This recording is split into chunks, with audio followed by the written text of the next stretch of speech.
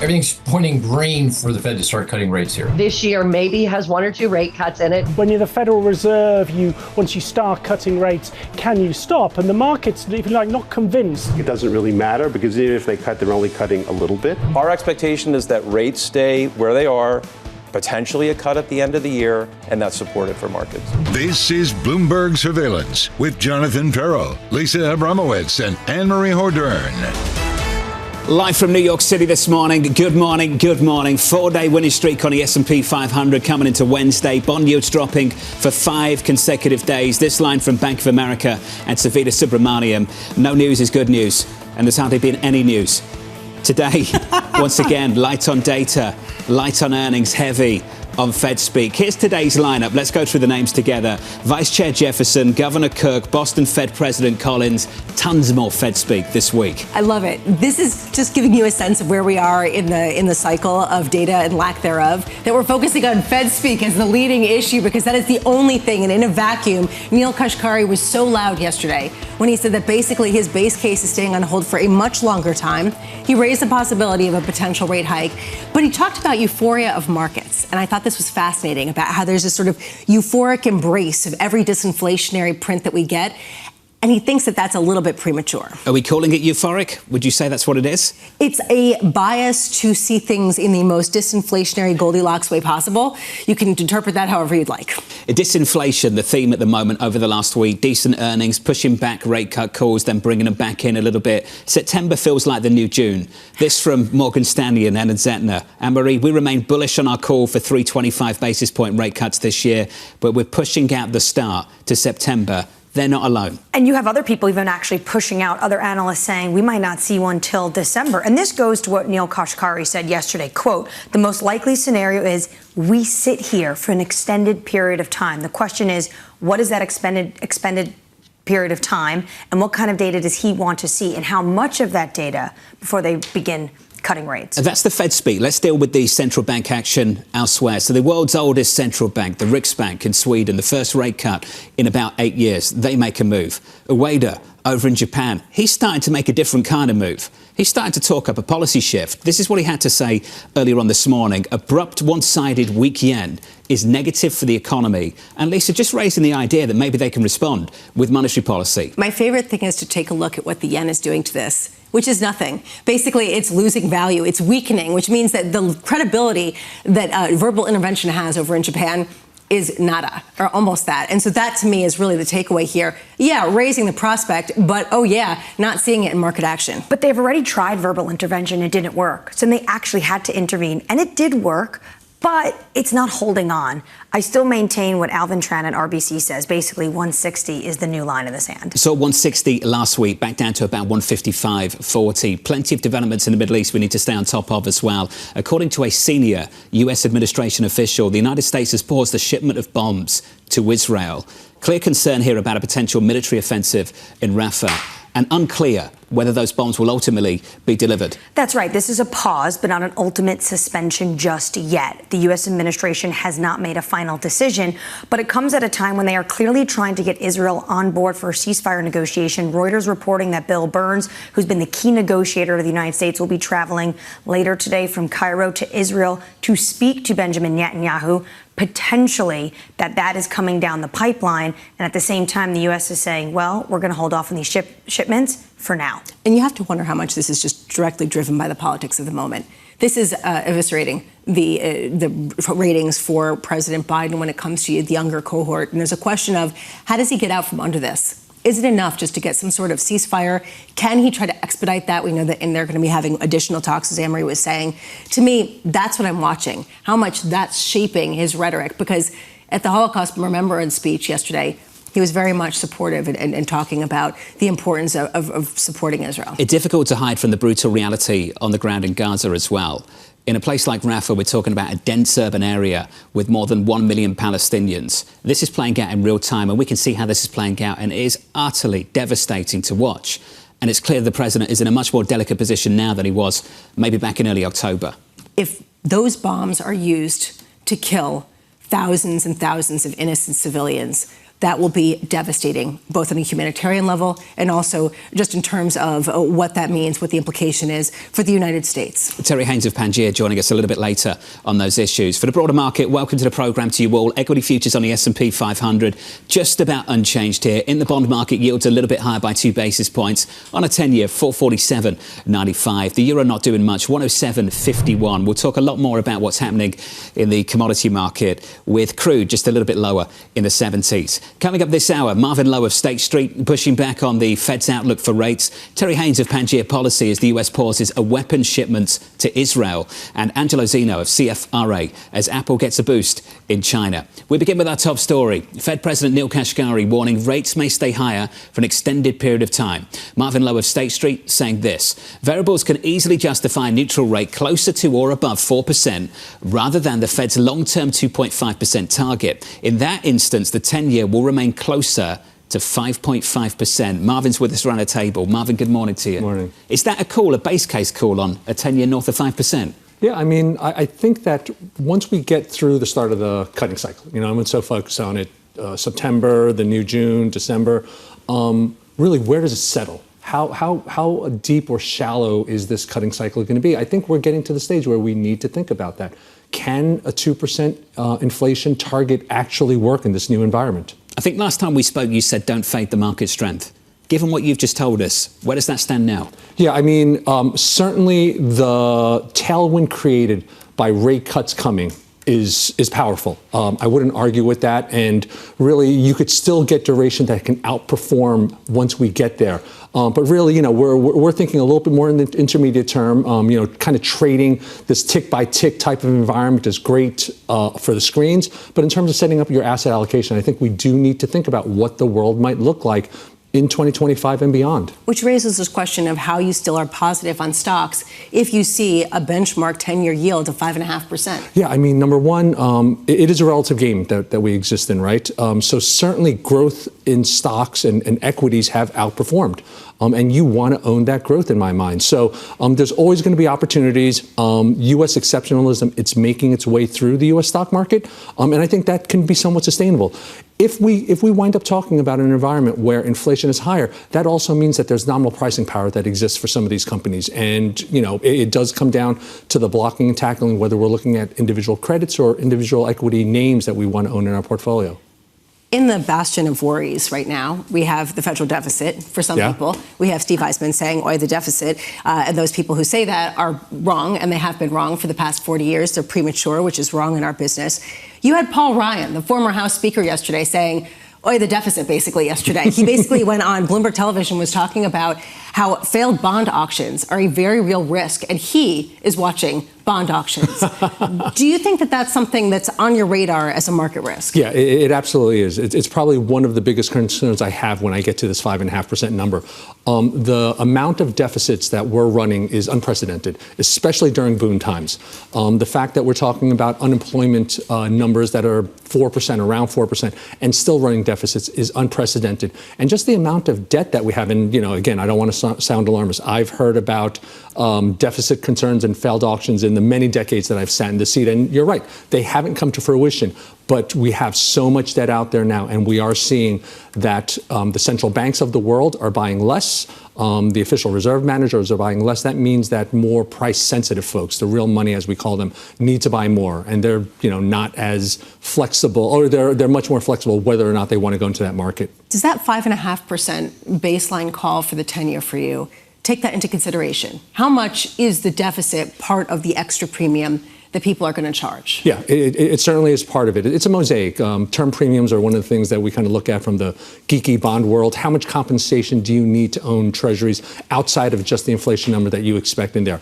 Greater inflation volatility, potential supply and demand issues as a result of the amount of debt is all part of that discussion. Lisa mentioned Paul Ryan. What he was talking about was that the next president could basically have a debt crisis on his hands. You are looking at positioning going into the election and risk assets. How are you preparing? Yeah, I mean, certainly we recently put out a report, which is a death, taxes, and bigger deficits. So, we do see both administrations potentially even pushing further on that. There's not a lot of details for sure. I think that If one wants to look at kind of Fed independence, it's a little bit easier under the current administration versus what some of the chatter, if you will, that a Trump administration might go in there. And that really does kind of play into how the curve is shaped and, really whether or not the markets push back against kind of these deficit numbers. What about the dollar? Yeah, certainly we're in it. And again, this is the challenge in terms of really worrying about some of these intermediate term views now. The dollar is in a position where it can continue to remain strong. Rick's bank cutting right before the ECB starts its process. We're going to see a series of central banks move before the Fed. Those interest rate differentials are going to support the dollar. In the shorter term, longer term, it really does come into play, how this deficit and concern about U.S. exceptionalism evolves over the course of the next few years. Can you think of a better definition of an oi the deficit Republican than Paul Ryan? I mean, can you? Sort of oi the deficit, then blows out the deficit with tax cuts. But that's literally the entirety of Congress, always, which is the reason why we are now saying, oi the deficit. There you go. Any reason this is going to change anytime soon? No, I think at some point, what a lot of people say is the market will force Washington to act, not Washington basically reacting to a market that many people say this deficit is unsustainable. So next big stop for this conversation is the tax cuts that are about to expire. Is it next year? Yep. Big decision for 25. It is. So if they just push that out, if you get a Trump administration and that's what they do we absorb that in the Treasury market? We have to. Ultimately, we have to. The Fed could always come back and buy more. That's always, I guess, a risk on both sides of things. Kind of having said that, starting the taper of the QT process earlier makes that balance sheet much bigger. They might not have the same degree of flexibility that they've had in the past. What did you make of that decision last week? I thought it was premature. I didn't see the funding strains that they were concerned with. I think that the draining of liquidity didn't occur the way one would have thought, and it's a little bit early. Well, I'm wondering, though, you talk about how the Fed could buy more of the debt. And that's something that Paul Ryan was talking about, basically monetizing the balance sheet. Does that make you long-term bearish on the dollar in a way that maybe pushes you toward gold and some of these other things that have been rallying? I wouldn't necessarily say gold because I'm not necessarily a gold bug, but it certainly does make the argument that the amount of liquidity is going to suppress the dollar for sure. Okay, so going forward, I guess I'm wondering how you sort of see the new asset allocation with a benchmark Fed rate of 4%. What is your biggest overweight? Commodities and real assets play a big role in that type of world. So, I certainly would think about that. It's not going to be the best thing for those that are trying to get into the real estate market, but real estate continues to kind of float to the top of the list in the thought process. Marvin, this was great. It's good to see you. Thank you. As always, thank you, buddy. Marvin Lowe there of State Street. Equity futures on the S&P 500 pulling back by, let's call it 0.05%. With some news elsewhere this morning, your Bloomberg brief. Here's Danny Berger. Hey, Danny. Hey, John. JP Morgan is limiting dealings with Seganti Capital, the Asian hedge fund charged with insider trading by authorities in Hong Kong. According to our sources, JP Morgan won't engage with the fund on new block trades and IPOs globally. Seganti had long been a prized client of Wall Street banks that needed to unload chunks of shares in block trades and stock offerings.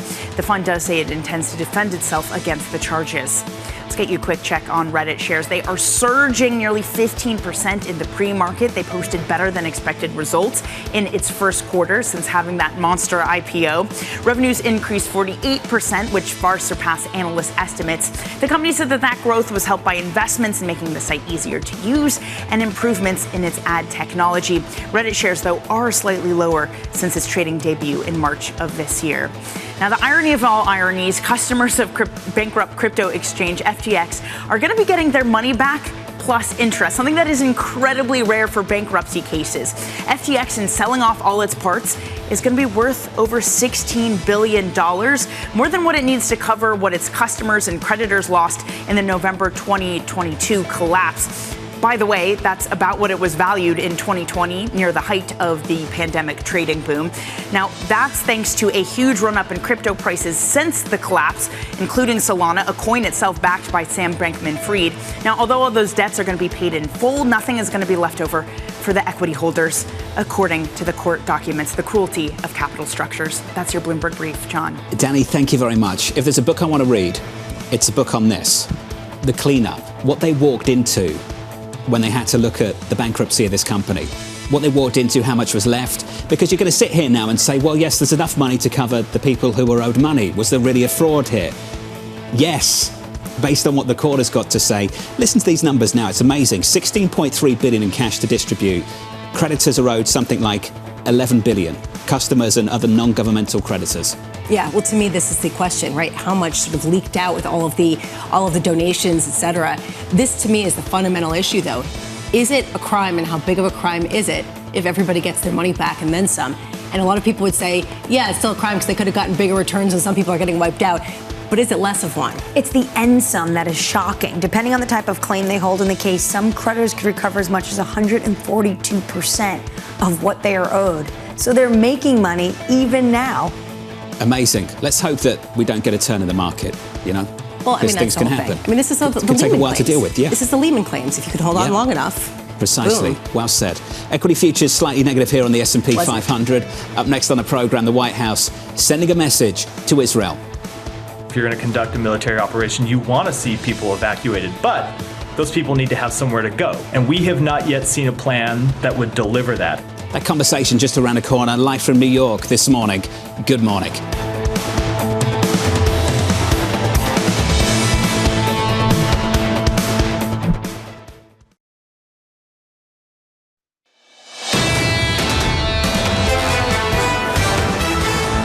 Live from New York City. Good morning to you. Equity futures just slightly negative. No drama here. We're down just a touch by 0.03% after the S&P 500 managed to squeeze out a fourth day of gains. Yield to higher by 2 basis points on a 10-year, 447.74.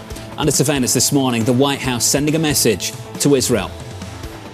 It's no secret that they want to conduct a major military operation there. We have made clear that we oppose such an operation. If you're going to conduct a military operation, you want to see people evacuated, but those people need to have somewhere to go. And the place that they go to needs to have sufficient food, sufficient water, sufficient housing, sufficient sanitation, and we have not yet seen a plan that would deliver that.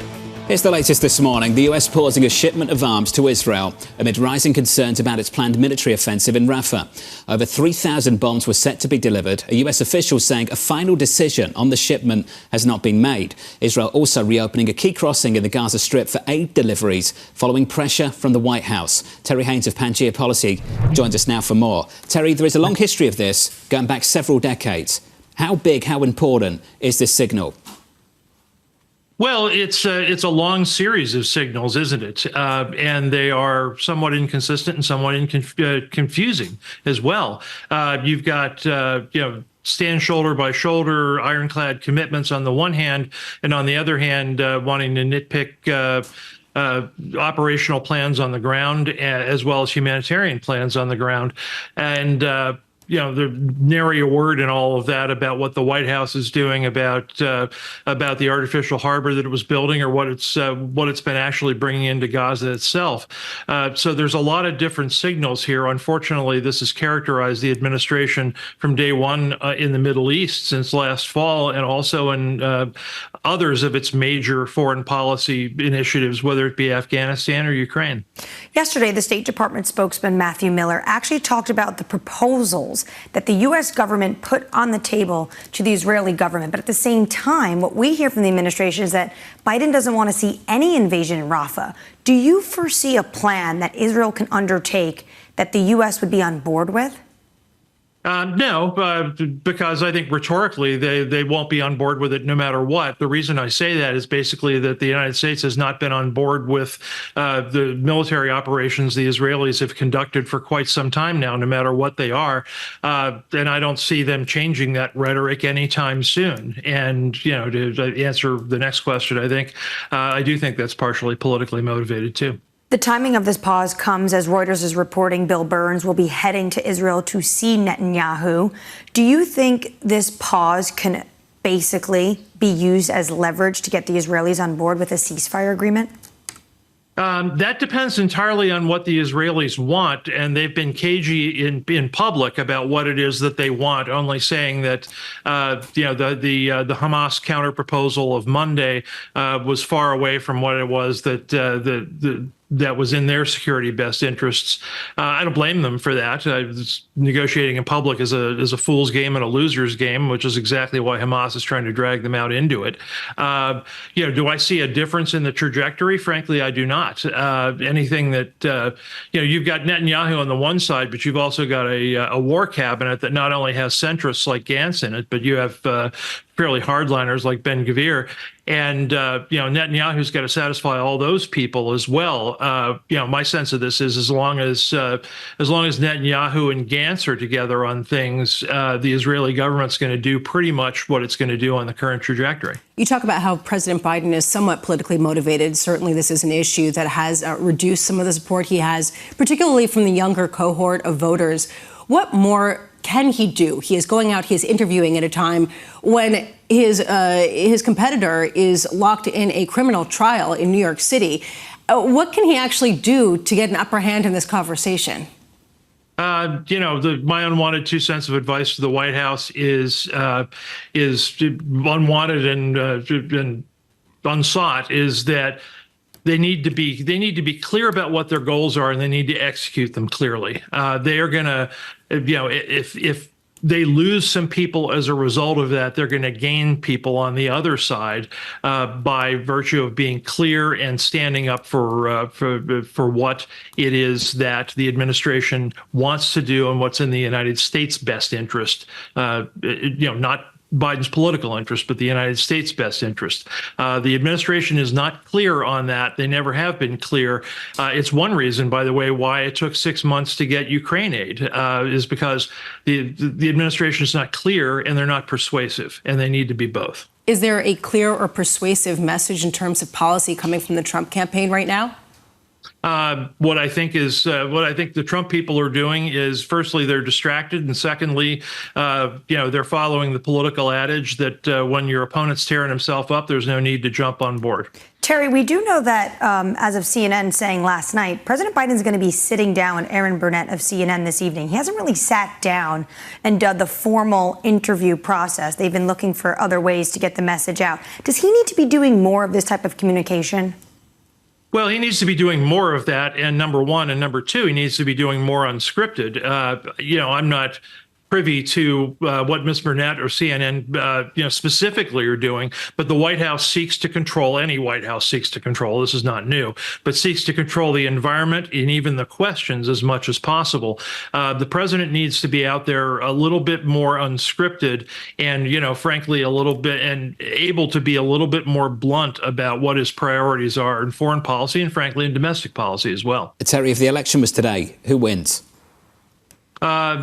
Today, I think Trump probably wins by a nose, but it's 6 months out, and I think as I've said before, I think the Biden campaign's discipline, both message discipline and get out the vote discipline, probably carries over. And as the third party, is just because Trump is topped out, and third party candidates, I think, wane in popularity. That's been your message for a while, Terry. Appreciate your input. I'd always call you for advice, Terry. Terry Haynes of Pangea Policy. Terry, thank you. This has been his base case now for a while, going into November. Yeah, there's a lot of time on the hands, and then you have a split screen like we had yesterday. The President of the United States giving a speech on anti-Semitism, Holocaust Remembrance Day, and at the same time, you have the former president in court, where we learned a lot of salacious details regarding, this alleged affair he had with some details we didn't want, to be honest with you. Some details were maybe too many, and that's wall to wall in a lot of network news, creeping into the American psyche right now, 6 months out. Didn't even the prosecutor say, okay, all right, okay, I think we're good. Yeah, exactly. Yeah. Maybe we should have an objection. I just want to say, this gives me complete confidence that they'll get the debt under control. Oh, this does? Yeah. Like just the testimony yesterday? I mean, the split screen. You talk about the split screen, right? You've got, Stormy Daniels on one screen, and then you've got concern about the message on the other. I'm just saying. Certain quotes from that testimony yesterday. You want to share? Just things you don't want to think about. A lot of them. Do you want to share now? Absolutely not. No, even I can filter that. Coming up, Angelo Zeno of CFRA with Apple seeing positive news out of China. That stock is up by 0.4% from New York. This is Bloomberg.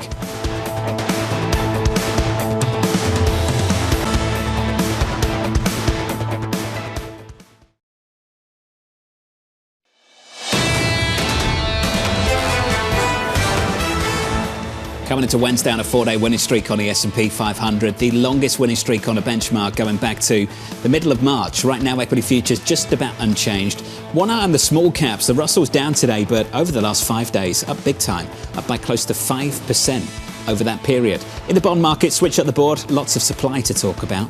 The 2-year, 483.44, yields just about unchanged. The 10-year climbing by 2 basis points to 447.74 after yields dropped over the past 5 consecutive days. Over the last week or so, we're down about 20 basis points across the curve, Lisa, from the 2-year out to 10s. Should we talk about auctions? I teed you up. Yeah, you want to talk about auctions. We've got $42 billion of 10-year notes being sold today at 1 p.m. I want to see how well it's absorbed. Actually, the 3-year auction went fine yesterday. However, we saw yields that were the highest or the second highest, one of the top couple of highest levels that we've seen in terms of funds sold. I was like backing away. I think it's like there are only two other marks that were higher. This is really going down in flames. Let's reset. Moving on. Basically, it's getting more expensive for the government to borrow money, and that's what we're going to see at today's auction. That was cruel. I'm sorry. 447.74 on a 10-year. Let's turn to foreign exchange. The euro, total snooze. 107.52. Way to sell it. I know you've got stuff to say about dollar yen, so we'll go there. 155.37. You nailed it about 30 minutes ago. The language has got tougher from the Bank of Japan governor, but I think the price action speaks for itself. Basically, weaker means that people don't believe it, and that's really the issue for Japanese officials now. It's basically show us that you actually are serious, show us you can do something and that you will do something, not just sort of coming in with a couple billion here and a couple billion there and trying to push out some of the people who are more speculative. That, to me, is what this market says. It reminds me of President Draghi used to say, we don't target the foreign exchange rate, we don't target the euro, but the FX channel is an important one for price stability. And I think that's basically what you're hearing from the governor of the Bank of Japan this morning. Yeah, how do you interpret that? Please. Getting serious about policy, I think. Bringing up rate hikes. I do wonder 2 things. 1, how serious they are about hiking in response to this. And 2, whether the shift in language is off the back of something Secretary Yellen might have said, maybe in private or perhaps on the record, has just maybe pushed them to change the way they're approaching this issue. Because it's certainly a change. It's a shift. That's a great point. Basically, it's a great kind of PR move for them to say, look, if you're jawboning that you want us to basically give you notice, you guys have to show recognition that your policy is inadequate to really counter the moment. And that seems to be what he acknowledged. And that you're willing to change. Speaking of changes, Riksbank, if you're wondering why that currency is on the screen, SEK, it's not because TK's around a table and we're now talking about stocky all over again. Euro Sweden, okay? So let's say weaker Swedish currency on the screen at the moment. Lisa, a rate cut, first one in 8 years. Yes, since 2016, and they indicate that they're going to cut rates 2 additional times later this year. Just to put this into perspective, their currency is already down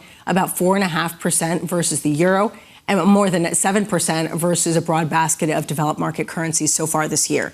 So there's further weakening to go. They say they're okay with it. Basically, this is what we need for our economy. They pledged to do more stimulus. To me, how much does this sort of hinge on it being okay if the Fed cuts rates? And that still remains the question about divergence. The governor of the Riksbank had an interesting line, and I wonder if this is what we hear from the Federal Reserve the day they cut interest rates. We've come a long way, but I will never say that we have defeated inflation because my job is always to be vigilant. That's from a central banker on the day they cut interest rates. This shows how difficult it is for them. You hear this from all of them. Yep. Basically, we want to make sure that we're not overly restrictive, but, you know, we're still worried about inflation. It's basically the ongoing concern for all of them. That's the latest out of Sweden and elsewhere. Under surveillance this morning, the US pausing a weapons shipment to Israel. A senior administration official telling Bloomberg President Biden still has concerns over an invasion of the Gaza city of Rafah. The US has not made a final decision on Annmarie on whether to go on with this shipment. That's right. Right now, this is just a pause, not a full-blown suspension yet. We need to see, I think, what really happens today. There's going to be a meeting, according to reports, with Bill Burns and Benjamin Netanyahu. Axios yesterday reporting with the fact that Israeli officials are increasingly more frustrated with the way the United States is handling these hostage negotiations. Potentially, when you have things like a shipment of bombs not being able to go through, does that maybe push the Israelis to sign up for the ceasefire agreement? I mentioned this to Terry. The history of this goes back decades. We've seen so many examples of this happening. Whether it was shipments or whether it was loan guarantees, we'd seen this with Obama, with Reagan, with Nixon, with H.W. Bush. It's rare, though. It's not unprecedented, but it is rare when it comes to the U.S.-Israeli relationship. That's the latest on that relationship. I want to turn to TikTok. The parent company ByteDance taking the U.S. government to court. The China-based company claiming a divest or ban law aimed at TikTok violates the First Amendment. ByteDance has until January 19th to sell or face a ban if courts do not intervene. Lisa, we talked about this in the last couple of weeks. A Chinese company using the Western system, the US system, against itself. Which is exactly what you're going to see with freedom of speech versus national security. This is the core issue in this court case, and it's a fascinating one. How much does this set the precedent going forward for what we can actually understand under the rubric of national security, which is being used for a lot of things right now? To me, this is kind of going to be a landmark moment where they have to define that. I'm going to be watching closely. Well, it's going to happen in the start of 2025, right? This goes to January 19th, just before their inauguration. Added on top of the debt ceiling, added on top of tax cuts being extended, likely. And what you see here is that the current president could have add on an extra 90 days to that. So this is going to drag out. But Steve Mnuchin yesterday, speaking to Bloomberg, said he's looking at algorithms, potentially talking to tech people to see if they could remake the algorithm for maybe his pitch to buy TikTok. It's amazing to see Chinese companies talking about freedom of speech, isn't it? Just the deep, deep irony of this playing out before our eyes. Basically, China does not allow U.S. media companies to operate in China because, guess what? They don't want it. Period, full stop. Yep. In the U.S., we do operate under an umbrella of free speech and a whole host of other freedoms that are guaranteed. To me, it's important to go by that, though. And it's important to sort of follow those rules because you don't, I mean, there's a sort of question here, and I don't want to go into should or should not, but this whole question, is the U.S., and you raised this, becoming more like China in order to defeat China? And I think it's important to understand where that's okay and where that's not okay. That's the latest on TikTok. Let's stay on China. iPhone shipments in China jumping 12% according to government data.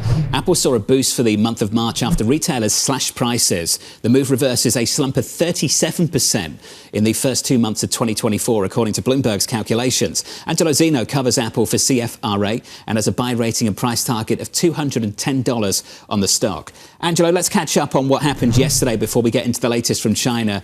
The update to the iPad, I think as you indicated, we're talking about 5 consecutive soft quarters for that product category. Did you see enough to turn that around? We do.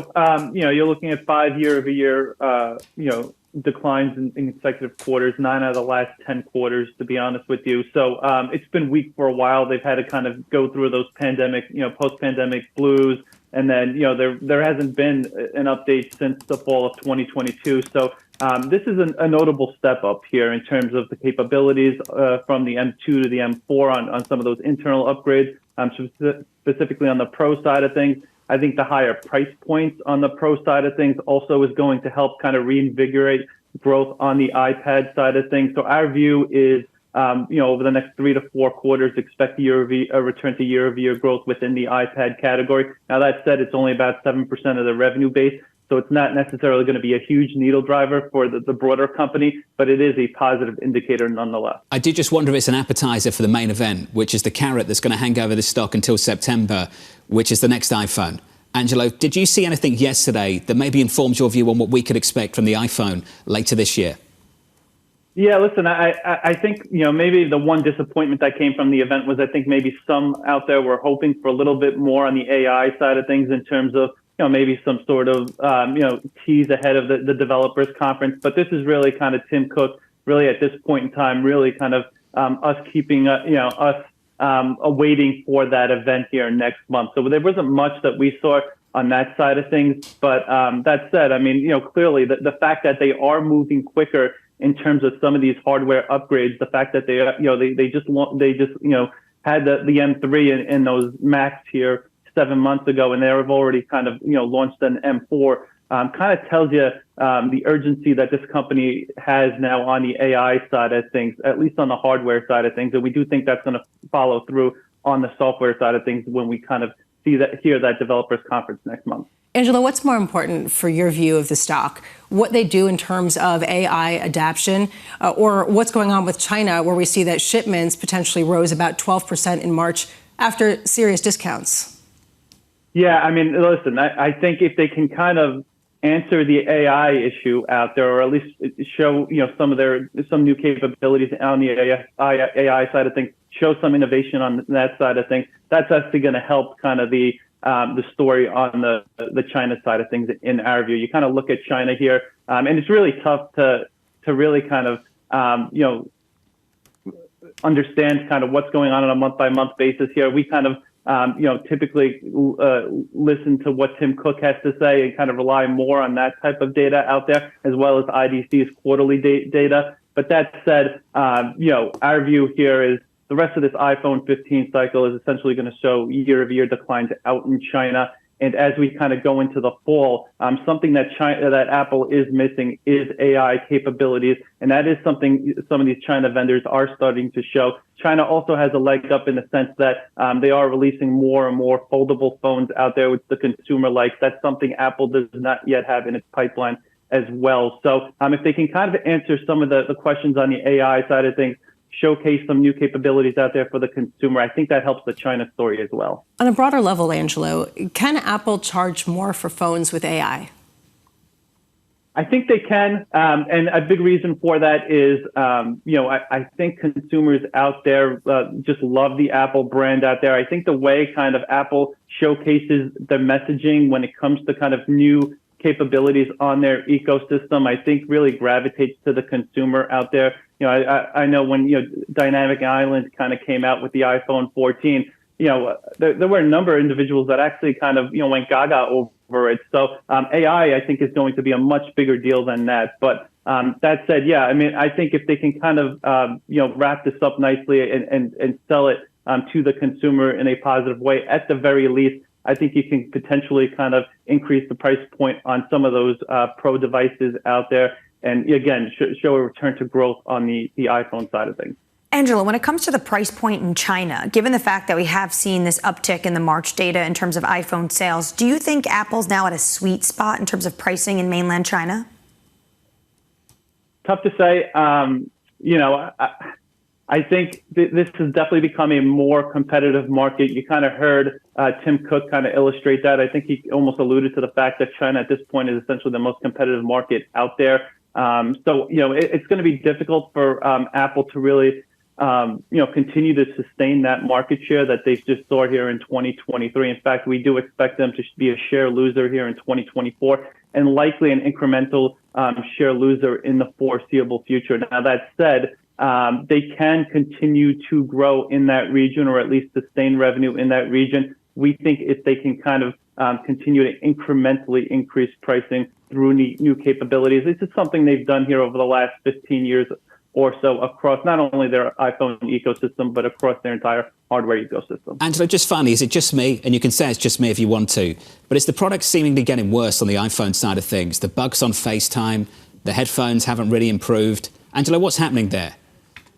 I think it's you. I think it's one of those things where, for us, I mean, the experience on the iPhone side of things has improved on our side. But yeah, I mean, listen, I think you're always going to have your hiccups across that ecosystem out there, as well as kind of other, mobile devices as well. So, our view is, it's probably the best experience you're going to continue to get across different mobile operators out there. I'd expect nothing less from a man with a 210 price target and a buy rating on the name. Angelo, thank you. Angelo Zeno, CFRA. I'm not the only one. Well, every family member's got that issue. It's their fault too. Evidently, you just need to do it better. FaceTime playing up. I mean, having delays. The issue I have is the battery life. When a new iPhone comes out and you start to notice your battery gets drained quicker. Solution. Let's take $2 billion of that $110 billion share buyback and put that into an effort to solve all of those issues. Okay. Wouldn't that be good? All right. So, right, just the $108 billion buyback. So he's basically, instead. he's trolling us to try to say, well, maybe this is deliberate. Maybe they don't want to do that because this is something that encourages people to buy more phones. This is because we're stuck in the ecosystem. Exactly, of Apple, which is the reason why. That's what Margaret Vestager would say. We're stuck there. And that's what Lena Khan would say, too. She would just completely agree with you. You could be the next FTC chair, John. I don't think that's going to work out. I think everyone's happy with Lena Khan, aren't they? Well, both sides of the aisle?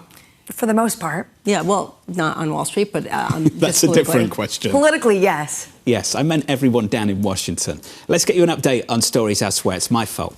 Of course. Obviously. Here's your Bloomberg Brief with Danny Berger. Hey, Danny. I think it's buggy too, John. Okay, anyway, a second advanced world central bank has cut rates. First it was the Swiss, and today it's the Riksbank cutting rates for the first time in 8 years. Now, the debate has been, can you cut before the Fed or even before the ECB? But the decision indicates that concerns over recession in Sweden take precedence over concerns of a weakening currency and that impact on inflation. Riksbank said that they could cut possibly twice more this year. Donald Trump's criminal trial for allegedly mishandling classified documents has been postponed indefinitely. Trump was indicted on 40 criminal charges for allegedly taking government documents when he left the White House. 3 of 4 criminal cases against the former president have now been postponed until after the election. Trump is currently on trial in New York in a hush money case. And the first crewed mission of Boeing's Starliner space capsule has been delayed until at least May 17th. The delay comes after a technical issue prevented the initial flight, which was supposed to take place on Monday. It was halted during countdown due to a potential issue with an oxygen relief valve in the rocket, which is run by United Launch Alliance, not Boeing. The space flight has taken on greater significance, with Boeing navigating a leadership shakeup spawned by a safety crisis with its 737 MAX 9 jet. That's your brief, John. Hey, Danny, thank you. We'll catch up with Danny again in about 30 minutes' time. Up next on the programme, too soon to declare victory. The second half of 2023 surprised us at how rapidly inflation fell. It seems like it's stalled out. So it's a little too soon to declare that we're definitely stalled out, or maybe it's just taking more time. Great exchange on the ground at the Milken Conference with Romain Bostick and Carol Massa sitting down with the Minneapolis Fed president. Much more on that conversation in just a moment.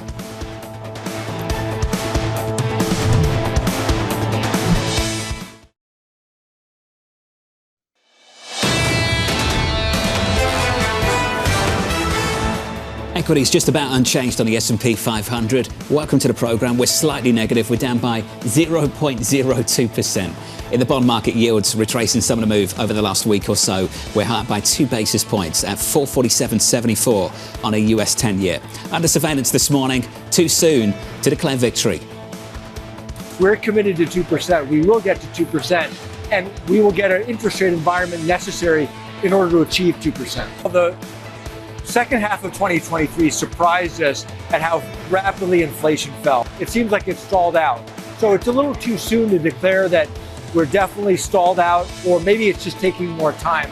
It's the latest this morning. Minneapolis Fed President Neil Kashkari urging caution, adding the Fed will likely keep rates on hold for a, quote, extended period. More Fed speak on tap with Jefferson, Collins and Cook all speaking today. Janet Henry and the team at HSBC expecting the Fed's first cut in September and expecting the ECB and BOE to move in June. Janet joins us now for more. Janet, some people might say September has become the new June. What is the risk that December becomes the new September and pretty soon?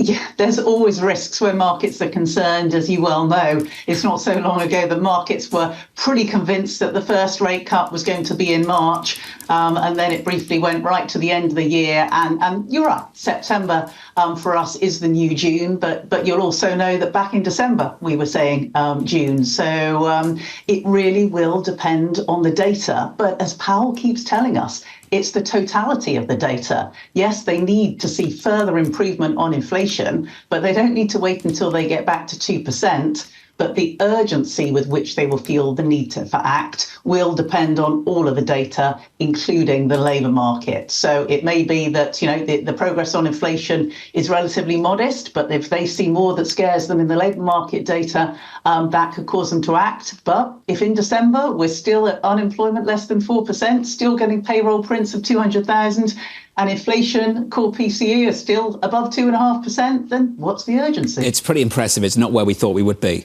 even 3-4 months ago. Janet, let's talk about September, not the economic data. Can we just talk about the politics briefly? You're not alone on September. Other people have that marked on the calendar as well, including Ellen Zentner over at Morgan Stanley. I think the natural question for us to ask is the politics relevant here? Going into the election in November, is September still an option that's open to this Federal Reserve? I think every meeting is open to the Federal Reserve, because I think in anyone's scenarios, including the most likely scenario for any FOMC member, is that the next move in rates, and any scenario is still on the table, the next move in rates will be a small one. We're talking about a 25 basis point move in rates is what's going to happen. Now, while that is consequential, because hopefully it will be the beginning of a sequence of rates, even if it's not every quarter or every meeting, maybe it is a bit more intermittent, they will take the decision when it is appropriate based on the data. I don't think it will be, oh, we've got to wait until after the election, we can't be too political. Yes, a lot of them will be having that thought at the back of their mind, but it will be about what is most likely to settle inflation at least a bit more confidently back on track towards the 2% level, even if we never really get there, without inflicting more damage than is necessary in terms of what's happening in the labour market. But Janet, whether or not they come out and they say, we don't plan to be political, that's going to be the optics. So what's the bar in the data they need to see to almost feel comfortable about taking that move, knowing that many are going to view it through this political lens?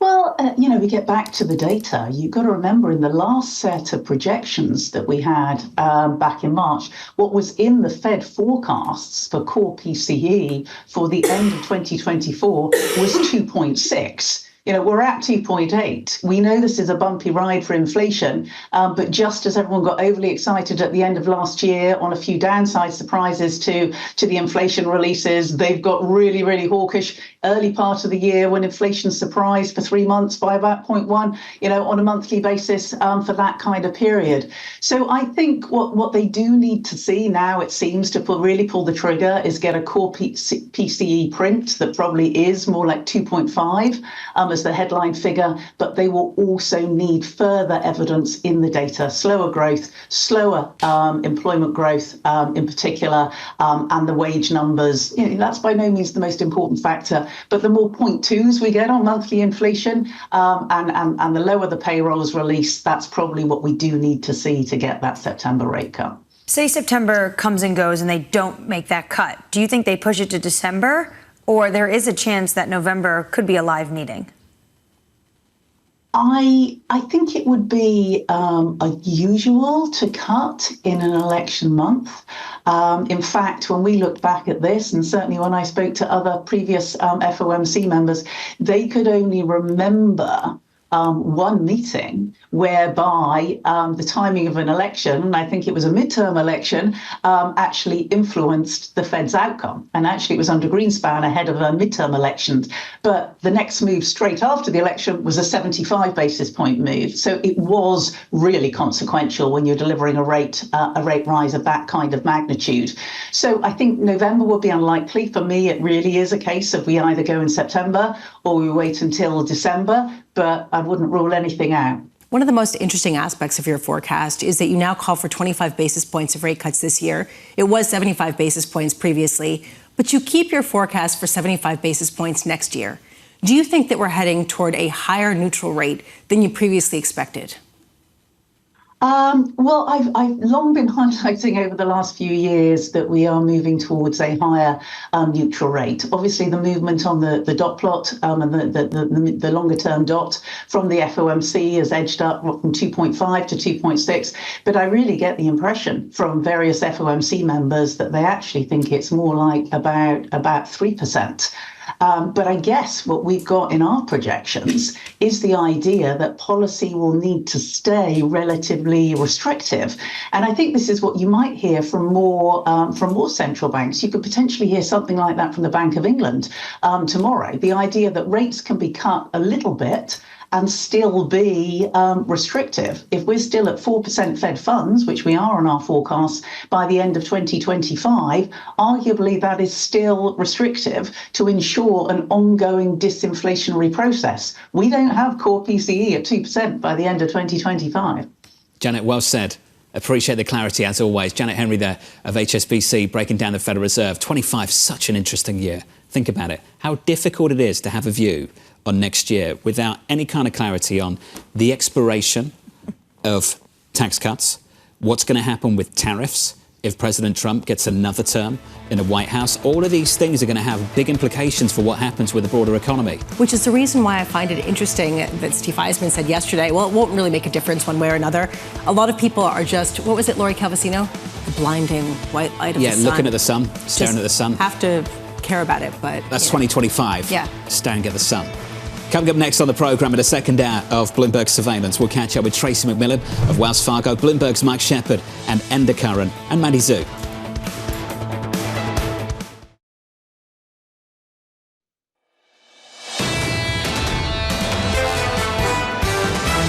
Margins are already very high, but companies will probably be able to maintain them. We will grind higher from here, and we think there's upside. You can make the argument that the market overinterpreted the weakness of the earnings data. There is still room for repricing to take place, which is why we're overweight U.S. equity. We expect market to move higher, but it's not going to be a smooth path. This is Bloomberg Surveillance with Jonathan Ferro, Lisa Abramowicz, and Annmarie Hordern. The second hour of Bloomberg Surveillance begins right now. Live from New York City this morning. Good morning, good morning. One stock on the board right now in the pre-market sinking, getting absolutely hammered. It's Uber. It's down by more than 8%, Lisa, in early trading. Uber is an interesting story because on a broader level, consumers are spending a lot on going around and riding around. Have they reached their price tolerance limit? Their bookings were lighter than expected. The gross bookings for the first quarter came in at $37.65 billion versus the estimate of $37.97 billion. But this is the issue. The forecast came in on the weaker end of what they expect to see. This is a protracted, perhaps, slowdown in terms of relative to expectations. It's difficult to get a clean read on the consumer right now, but we'll do our best. We've been talking about high-end stability and low-end fragility. This from Mike Wilson and Morgan Stanley in the last couple of days. We would describe the consumption backdrop as bifurcated between high-end stability and lower-end weakness. We think staples over discretionary makes sense for that very reason. But we've spoken to a company in the last 24 hours where there's a very different story to tell. The Walt Disney Company talking about the theme park business. They put up prices. Business is okay. It's a confusing moment because it's very difficult to know what is discretionary. Some people might say that Disney isn't discretionary. They go to Disneyland every year with their whole family. It's a staple in their lives. They'll save everything for it. I don't know if that's representative. What you are seeing with Uber and what you saw yesterday with the consumer credit reading that we got from the Federal Reserve was that people were borrowing a lot less than they previously had expected. You can say, well, it's not buy now, pay later, all sorts of asterisks. A question of, are people now seeing that weakness that we've expected for quite a while? Well, two things. I still think coming out of the pandemic, people are leaning into services, the likes of Disney. You couldn't go here. You wanted to take your family. You were stuck at home. They still want to go out and have those experiences, especially in places like Asia, which were locked down. Look at China, locked down so much longer than the United States. Also, look back to the conference board. Yeah, the last one, people are talking about concerns about the labor market.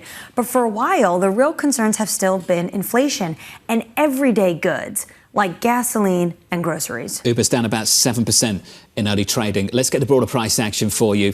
On equity futures right now on the S&P 500 shaping up as follows. We're negative by, let's call it 0.1%, just a little bit lighter after 4 days of gains on the S&P. In the bond market, after 5 days of falling yields, they're climbing a little, up a touch, up 2 basis points on a 10-year to 4.4774. Coming up this hour on Bloomberg Surveillance, we'll catch up with Tracy McMillan of Wells Fargo with stocks on a 4-day winning streak, Bloomberg's Enda Curran on Xi's trip to Europe, and SIBO's Mandy Zhu on how the US election is already being priced into financial markets. We begin with our top story. Stocks edging out a fourth day of gains. Tracy McMillan of Wells Fargo writing this. We remain more cautious at current levels in both fixed income and equities until valuations improve and better opportunities present themselves. We expect to see broader opportunities in equities over the next 6 to 12 months. I'm pleased to say that joining us now is Tracy. Tracy, let's talk about this. More cautious on both stocks and on fixed income as well. How does a view on one asset class inform the other currently?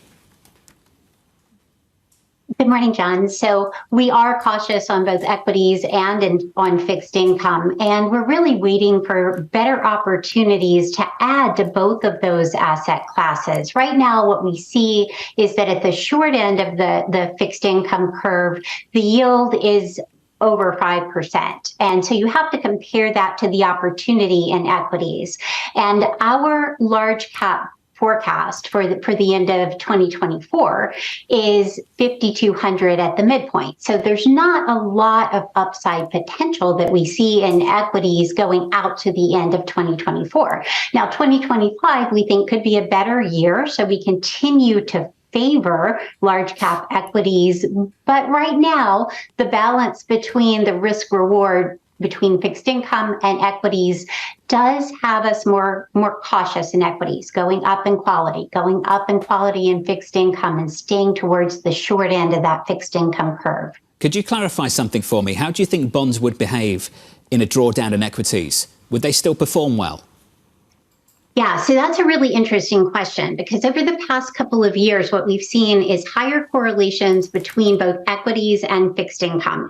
And that's because of the driver of the downturn in both of those markets, or conversely, the upturn in both of those markets. And that's been the expectations for interest rates based on inflation. And so as inflation expectations have changed, we've typically seen bond yields rise. We've seen equities come down. So both of those negative at the same time, and then conversely. What we are telling investors is that going forward, that should start to normalize as inflation comes under better control. And diversify into assets that do not have that strong positive correlation right now, like commodities and alternatives. I'm wondering, you talk a lot about the consumer and a weakening in the consumer. How much can we get a read of that from the recent earnings, which have been pretty strong on an earnings per share basis? But you've seen revenue come in light at a number of places, including at Uber. They're talking about bookings coming in lighter than expected, expecting that to continue. They talk about Latin America bookings having to do with this. They talk about early holidays. Do you think this is evidence of just tighter competition, of price pressure by the consumer, or all of the above? It's probably all of the above, Lisa. What we're seeing in terms of the consumer is that, and you mentioned this a little bit earlier, consumer confidence does appear to be waning. And there is a bifurcation, as you also mentioned, in the upper income quintile and the bottom four income quintiles, which have exhausted all of their pandemic savings. So really relying on just that upper end consumer now to carry the market. We'll see retail sales next week, and that will give us a further indication of whether or not consumers are continuing to spend. But some of the underlying information that we're getting out of recent data and recent reports is that consumers are pushing back on some of the price increases, and that companies are feeling less confident about their ability to raise prices. So all in all, that could be good for inflation, but we do see the consumer starting to pull back in aggregate. I think a lot of people would agree with you, Tracy. The issue is just the speed and exactly where this is going to go in terms of the weakening. You have some people come on and say we're going to see a protracted weakening and we're going to get that true downturn. Francis Donald of Manulife talking about that yesterday. And then you have other people saying actually it's just the appropriate softening to allow small caps to rally. Which camp do you fit into?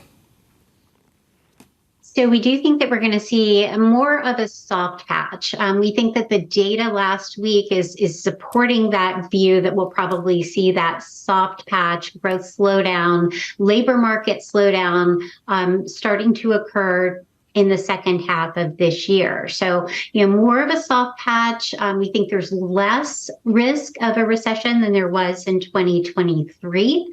But that doesn't necessarily give us the refresh, the reset that we would need, the clearing of markets that we would need for small caps to reassert themselves. Small caps for decades now have seen the ranks of non-earners increasing, and that gives us some longer-term concern about small caps. So there's certainly a place in the cycle to invest in them. We just don't think that the time is quite right yet.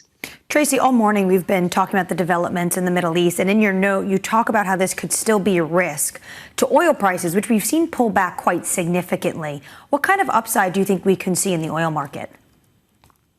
Now, we have a price target on oil of between $80 and $90 a barrel through the end of this year. But we could see towards the upper end of that target range if we were to see oil trade restricted more in the Middle East. We did get good inventory numbers here in the U.S., and certainly U.S.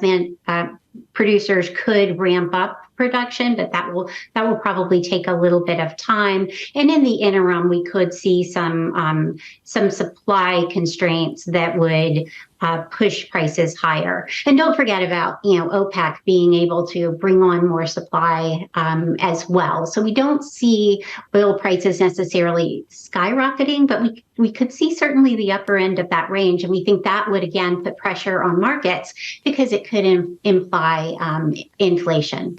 If that were to be the case, say $90 a barrel, where would you potentially want to shift in your portfolio?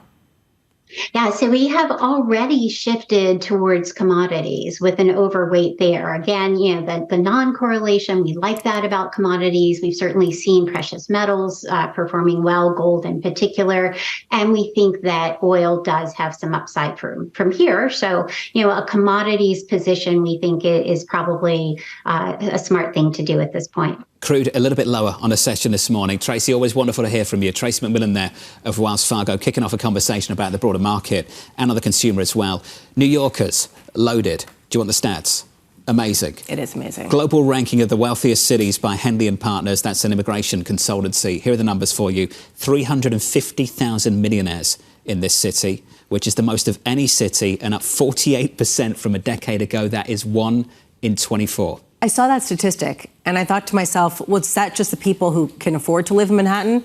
Or is that essentially, just because there is opportunity here, or is it a little bit of both? I saw the statistic and thought, wow, I sit with two of them every single morning. AMHD. I'm not the one with the 2% mortgage. What are you talking about? All right. That's true. We sit with one of them. What are you talking about? 60 billionaires, 744 people with investable wealth of more than $100 million. And for all the talk of Florida, let's give you some numbers on Florida, okay? Because we're all talking about Wall Street South now. Miami ranked 33rd among the cities with the most millionaires, up 78% over the past 10 years. So some people would say, rife opportunity, start building, because that seems to be the direction of travel. Look, a lot of people have been talking about the out-migration from New York City. It's been talked about. It looks pretty crowded to me, and the numbers pretty much back it up. Top 5, New York City, the Bay Area, Tokyo, Singapore, and London. Just about still in the mix as well. Let's give you an update on stories elsewhere this morning. Here is your Bloomberg Brief with Danny Berger. Hey, Danny. Hey, John, let's get you a quick check on Rivian. Shares lower in the pre-market by 6.7%. The EV maker's earnings fell short of expectations, but it's still stuck by its plan to build 57,000 vehicles this year. Rivian had previously warned investors that it would shut down its Illinois assembly lines in order to make upgrades and produce a lower-cost model. Evercore analysts, though, said that investor questions will remain until Rivian shows proof of both execution and demand. Reddit shares, for their part, surging pre-market, up 14 1/3. They posted better than expected results in their first quarter since IPOing. Revenue increased 48%, far surpassing analyst estimates. The company said the growth was thanks to investments making the site easier to use and improvements in its ad targeting technology. Shares, though, are slightly lower since the trading debut in March. Now, Panera Bread is no longer going to be selling its caffeinated charged sips drinks. The drinks, which famously included an ultra-caffeinated lemonade and some other fruit drinks, were the subject of at least 3 lawsuits, claiming that people who drank them were harmed or even killed. The drinks had up to 390 milligrams of caffeine per 30 ounces. In other words, that's about 4 times the amount of caffeine in a cup of coffee and more than some energy drinks. Panera said it would introduce new beverages to come in the next 2 weeks, like a blueberry lavender lemonade. And that's your brief, John. What is it with lavender at the moment? Danny, thank you. What is that about? It's the new pumpkin. That's the craze? I love lavender. Really? But as a soap? As a soap, before bed, to taste it as well? Sure, I know, but sure, these are all things that are not in there. No, I like lavender lemonade. Okay, so like lavender's like the summer thing, and then pumpkin's fall. Is this the new trend? No, I don't like pumpkin. It's too much. But lavender is supposed to relax you, so it's weird to put it in a caffeinated drink. I like pumpkin. Very confused. All right, up next on the program, Bite Dance, biting back. Rest assured, we aren't going anywhere. We are confident and we will keep fighting for your rights in the courts. The facts and the Constitution are on our side, and we expect to prevail again. That conversation coming up shortly, live from New York City this morning. Good morning.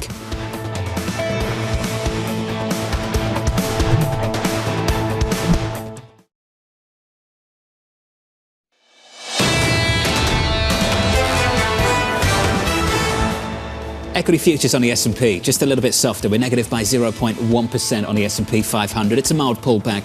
Yields are up by 2 basis points, 4.48 on a US 10-year. Under surveillance this morning, ByteDance biting back.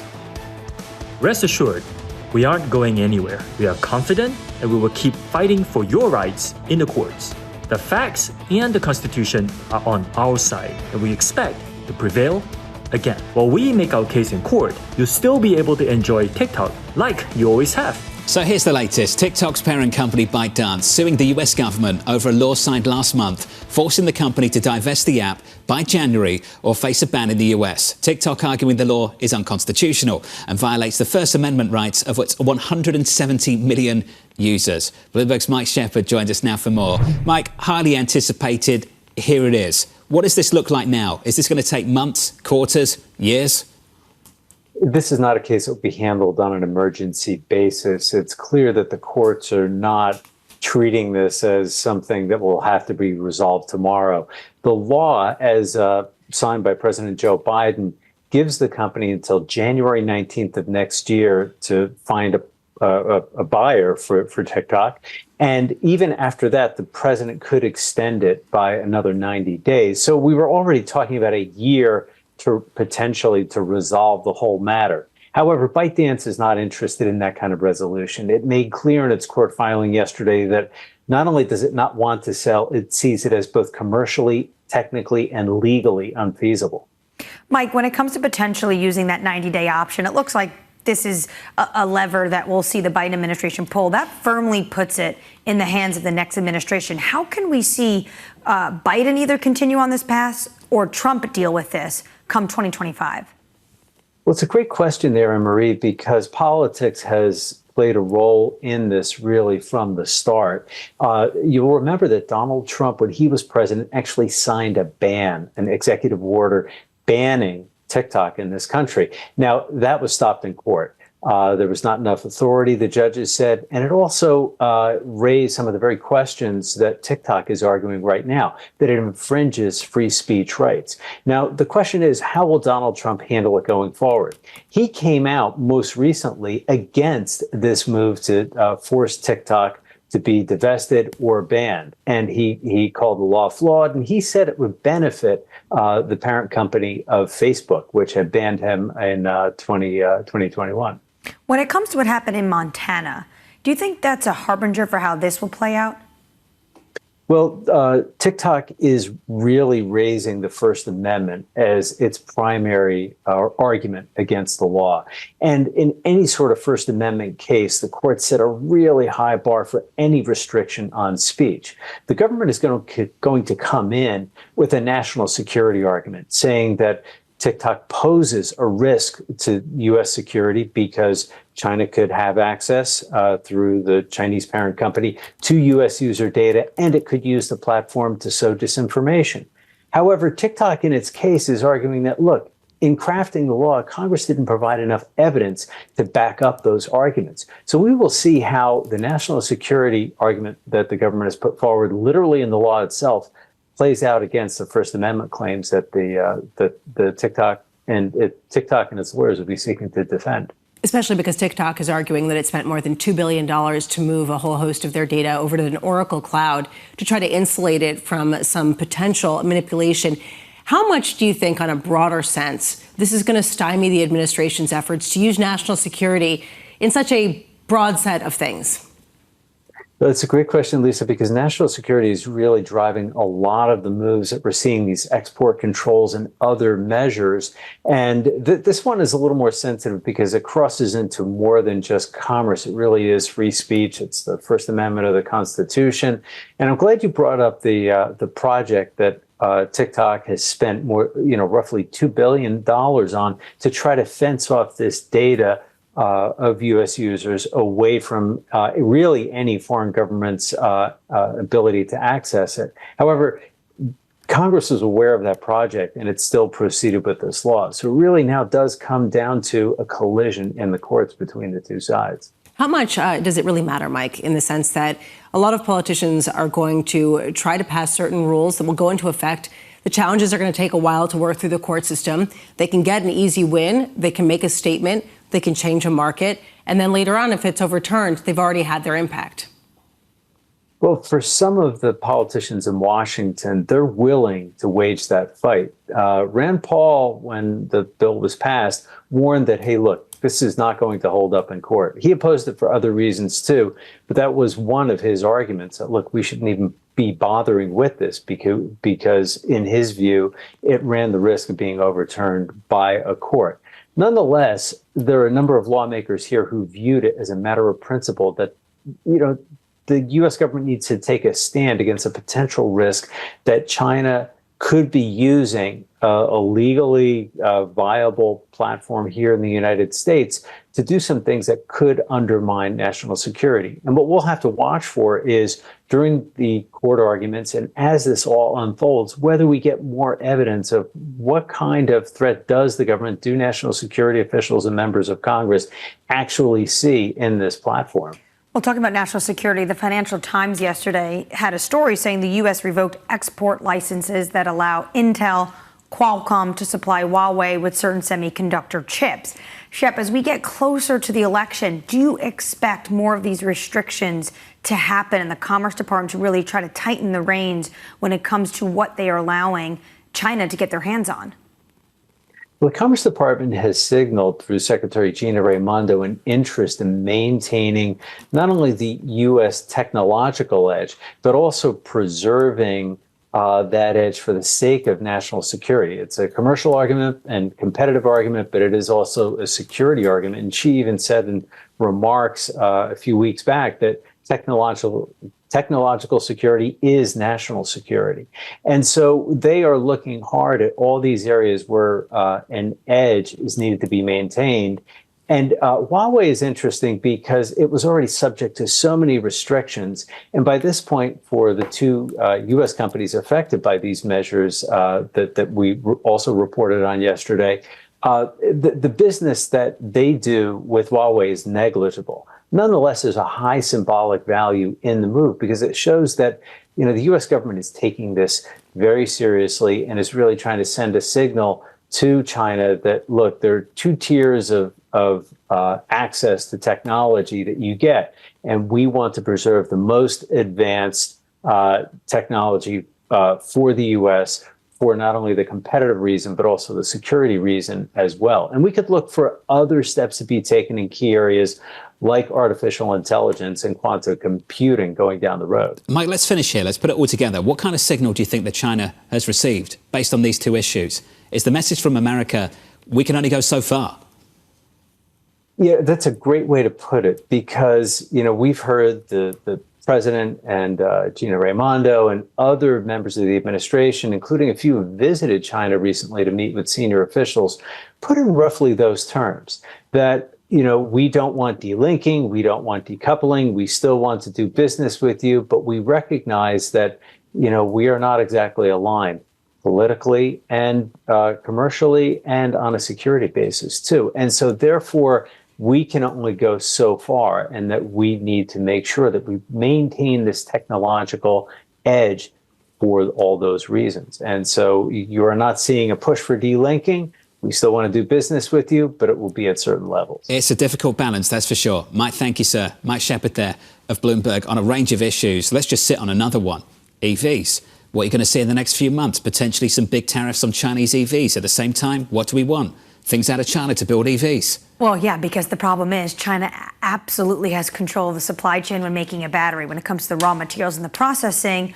But whether or not it's Biden or Trump, you're not going to be able to see a Chinese EV come into the United States. Already the tariffs are north of 25%, but they're prepared to get a whole lot higher. There needs to be a true and honest debate about electric vehicles and the cost-benefit analysis in the United States and how different it is than the cost-benefit analysis over in China. I'm not just talking about from dollars and cents, but also from global warming and emissions and all of that in terms of the production. There is a question about whether the administration is very committed to an idea that is not possible to really compete on when it comes to countering China. Coming up, more on China. President Xi continuing his tour of Europe with stops in Serbia and Hungary. We'll catch up with Bloomberg's Andy Curran in just a moment. Equity futures on the S&P pulling back just a touch. We're negative by 0.2%. Live from New York, you're watching Bloomberg Surveillance.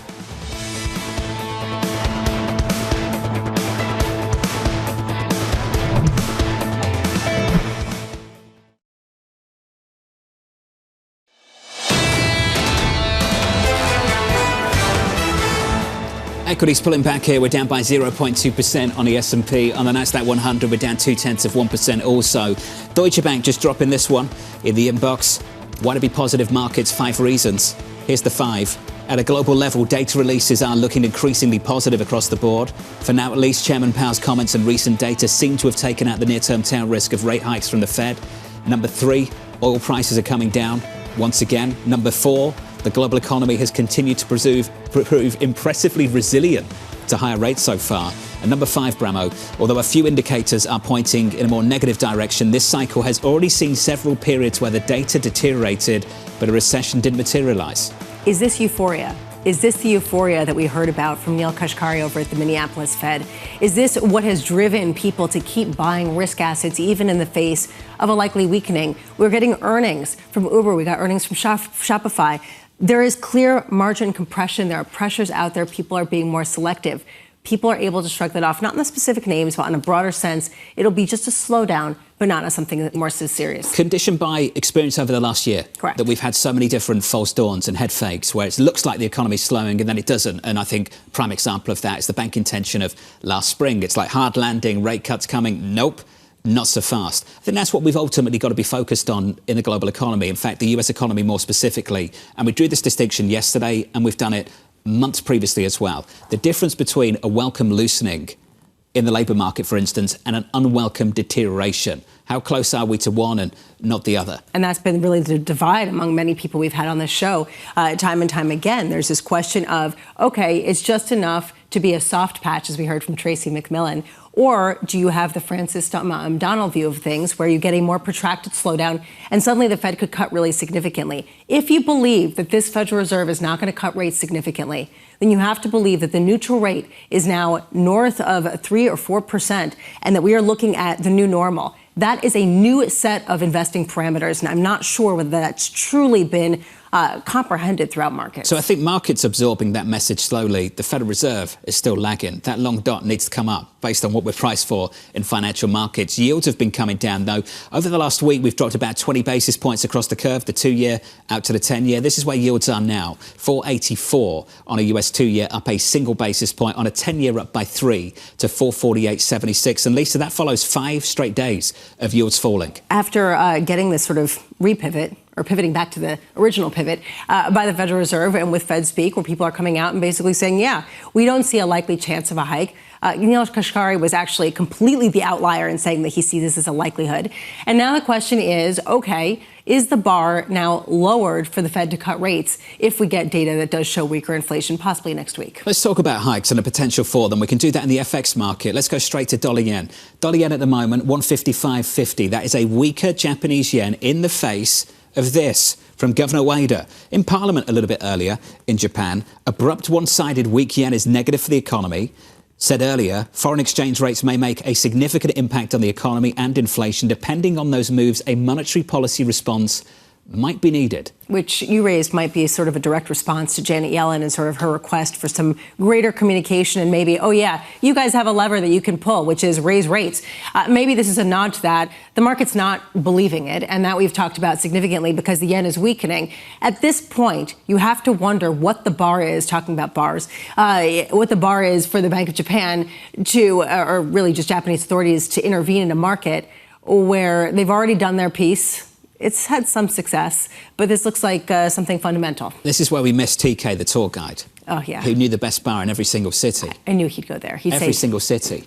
What did you say? Tokyo. Yeah. You, me, MH, we go to a Tokyo bar. Special show. Maybe not the best Beautiful. bar, but the really nice one is the one from the film, where you overlook the entire Tokyo. Manhattan Bar? I think it's called the Manhattan Bar. No idea. New Email York Tom. bar. Email Tom. Tom knows. On top of the Hyatt. He'd always try and sell a shoot, wouldn't It's he? New York bar on top of the Special Hyatt. He'd be like, we really need to go there. And then afterwards, he would be serious. Under surveillance this morning. Top stories. Less of that, more of this. The US pausing a shipment of bombs to Israel over concerns about a potential invasion of Rafah. A senior administration official telling Bloomberg that Washington hasn't made a final decision on the shipment of weapons just yet.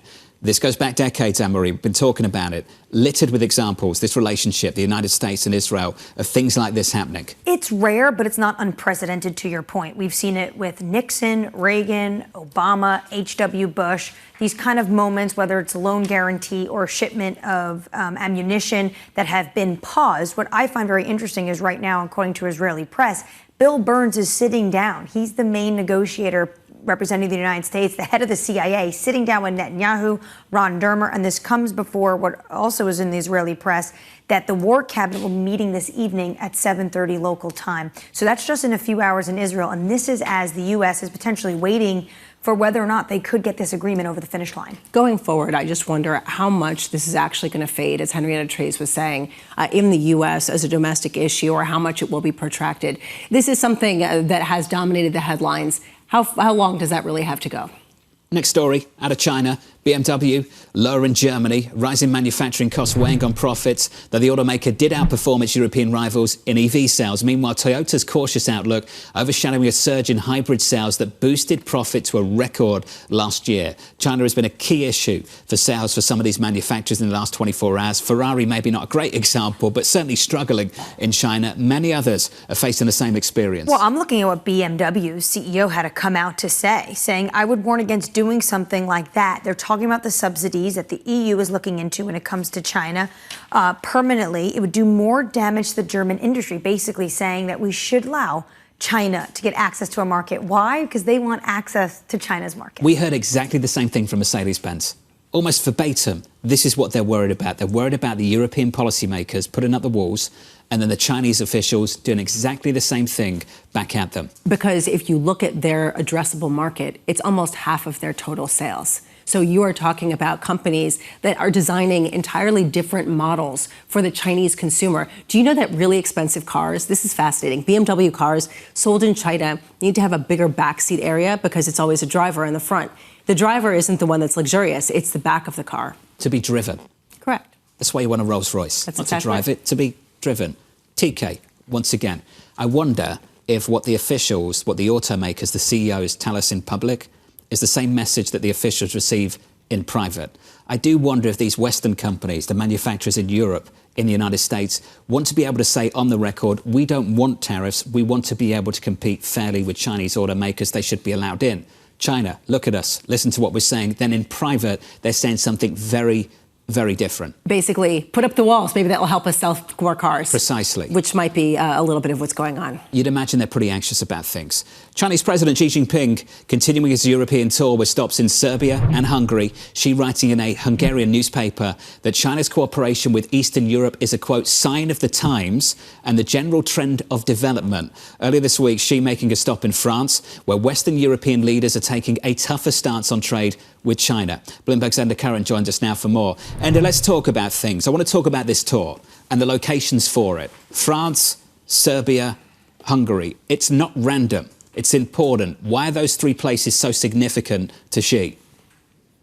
It's weighed down with symbolism. It speaks to the idea that Xi is trying to peel off the parts of Europe from the US where he can. And as you say, there were two very different messages. In Belgrade, our colleagues were reporting he landed there, and the talk was all about deepening trade, deepening economic links, deepening investment.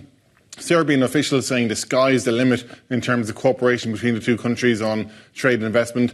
But in Paris, when he met French President Macron, even though it was obviously cordial, nonetheless, during those talks, President Xi came out and warned against prospects for a new Cold War. He warned against decoupling, and he pushed back against what he termed slurring of China or blaming third parties for any role in the Russia-Ukraine war. And EU Commission President von der Leyen also used that opportunity to push back against China over subsidies and dumping cheaper goods in world markets. So you had, President Xi trying to peel off where he can. In Paris, you had those obvious tensions over trade and investment. But in Serbia, you had a country wide open for business. And that speaks to the whole point of this trip for China. As you mentioned, Enda, it's not just about economic development, Hungary. It's also about foreign policy. Serbia, the 25th anniversary of the NATO bombing in Yugoslavia in the late 1990s. What is the fundamental weakness that you think Xi has identified that he's looking to exploit?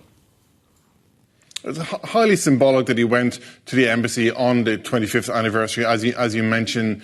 Jonathan. He made clear that China will never forget. And by the way, he has cited that NATO strike several times in speeches over the years, and some analysts interpret it as one of the reasons that they've made that alliance, so to speak, with Russia. And that does make the point that President Xi wants to pitch an alternative to the US-led security order, not just a trade and investment economic order, but he's also saying there's an alternative to the US order, and that's why they have been offering China as kind of an alternative to that, popping up in the Middle East for some talks there, arranging that no limits agreement with Russia, and now arriving in Serbia and using the embassy as an example of clearly an American mistake. So it does go beyond trade and investment. It is also about pitching China as an alternative in the global security order.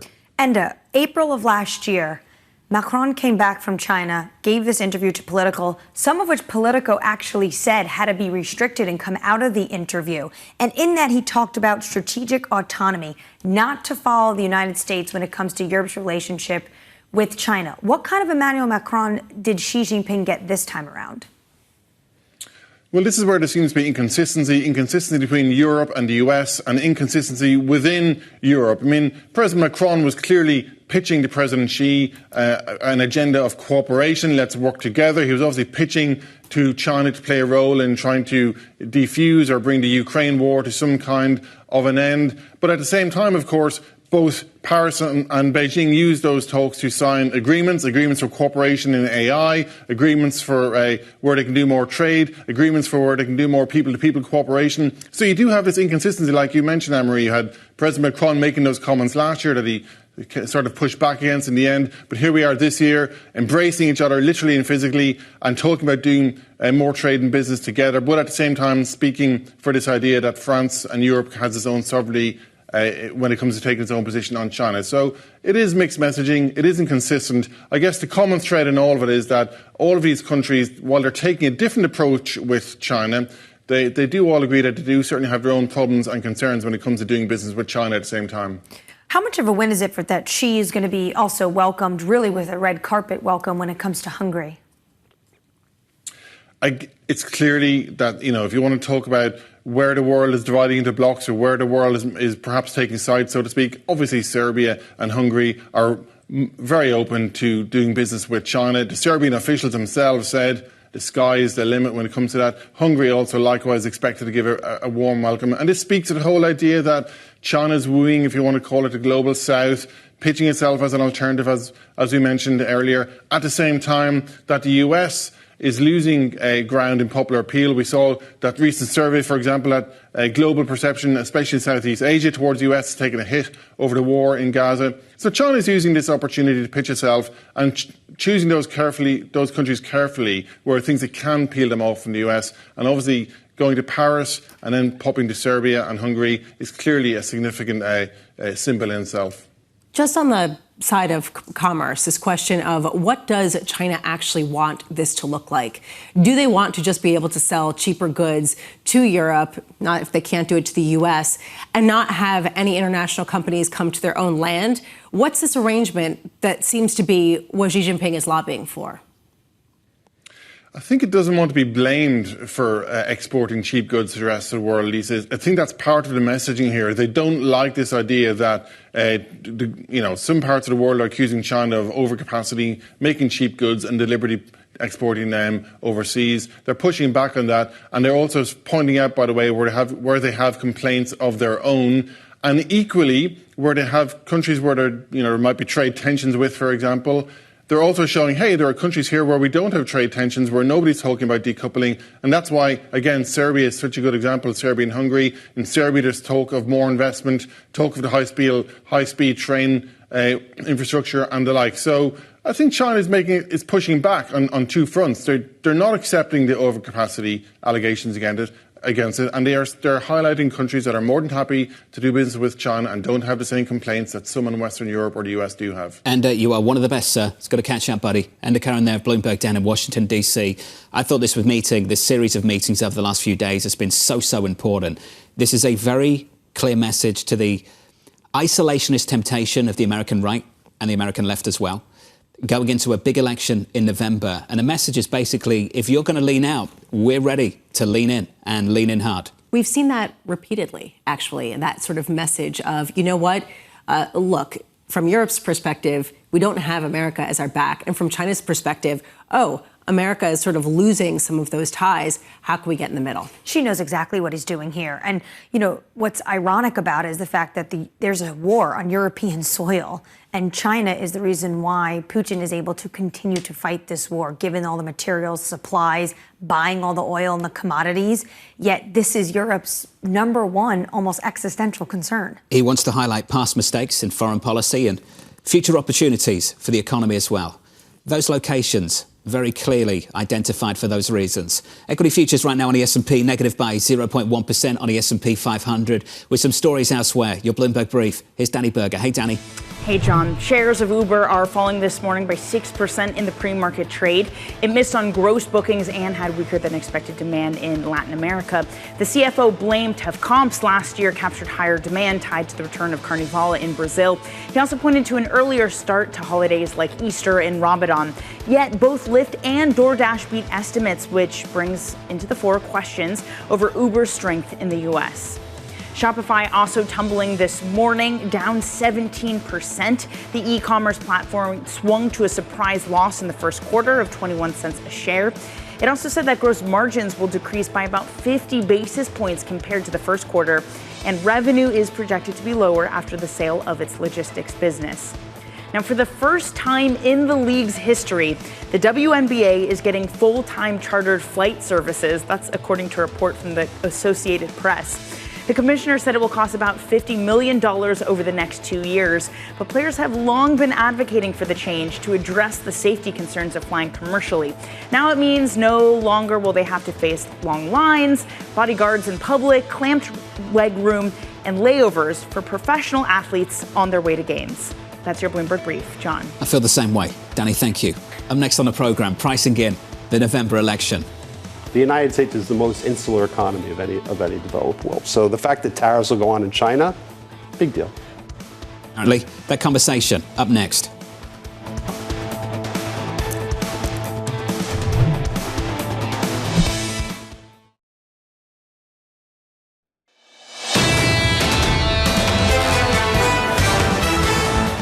Wednesday morning. Good morning to you. Welcome to the program. Equity futures on the S&P 500 slightly softer. We're down here by 0.1%. Going against the trend of the last 5 days. Yields have been lower. They're higher now by 2 basis points. 448.15 on a US 10-year. Under surveillance this morning, pricing in the November election. Do I think that Donald Trump would increase tariffs to China? Sure. Do I think that would have a massive inflationary impact in the United States? I think that's ridiculous. The United States is the most insular economy of any developed world. So the fact that tariffs will go on in China, big deal. You'll hear lots of rhetoric about repealing the IRA or changing the IRA, and stocks will move on that. But at the end of the day, nothing will happen. So that's one view. Here's the latest this morning. Traders bracing for volatility as the countdown to the US election passes the 6-month mark. CBOE's Mandy Zhu writing this. What's interesting is how early markets are embedding this election risk premium and how quickly volatility is expected to normalize post-election, with the November VIX future showing little fear of a contested election. Mandy joins us now for more. Mandy, you call this the persistent kink in the VIX futures curve. Can you walk us through it? Yes, so we've been observing this since the beginning of the year, where the October future, VIX future, is trading at a premium to the September by about 2 to 3 points. And that's unusual because, A, we're still many, many months away from the election. If you look at this point in the 2020 cycle, there was only about a 1 point difference between the September and October contract back then. So a lot more volatility being embedded this early on in the cycle. And then the second thing I mentioned before was, the November, if you look at the November future, it actually doesn't show expectations of persistent volatility. People are expecting it to be quickly resolved, which I think is, interesting given the candidates involved. Just can broaden out a little bit this concept of volatility. A lot of people have been saying, the market's getting more volatile. We look at a lot of the overall market metrics. They're not really getting all that more volatile. Right. But you look at specific stocks, and they're whipsawing. We're seeing that just this morning. How do you put that together? Actually, we have a great metric to exactly illustrate that. So this has been a key feature of the markets over the past, I would say, 18 months, is that while index volatility or macro volatility has been muted. Single stock volatility has not. So if you look at the stock level, exactly to your point, there's been some wild swing at the stock and the sector level. So in other words, dispersion of stocks have been high in terms of performance, while because of the low correlation, index returns have been muted. So if you look at the VIX, that's low. If you look at our dispersion index, DSPX, that's actually near historically high levels. And that kind of exactly illustrates that dilemma. Amanda, given we know what happened after the 2020 election, where is this conviction coming from traders to say, actually, there's little fear of a contested election? So I think you got to separate out, because even in 2020, right, and we saw headlines about, is there election fraud, and obviously one candidate not conceding. But even in 2020, volatility came in very rapidly in November. So I think in terms of realistic path to a contested election, I think the hurdle is actually quite high. And I think that's what investors are really kind of focusing on. It's like you may get noise, you may get headlines. But at the end of the day, there is a process in place, and investors at this point still trust that process. And that's why you're not seeing that persistent kink in the curve. You've explored this a little bit as well. How does this compare to previous elections, not just 2020, but going back even further? Is this normal?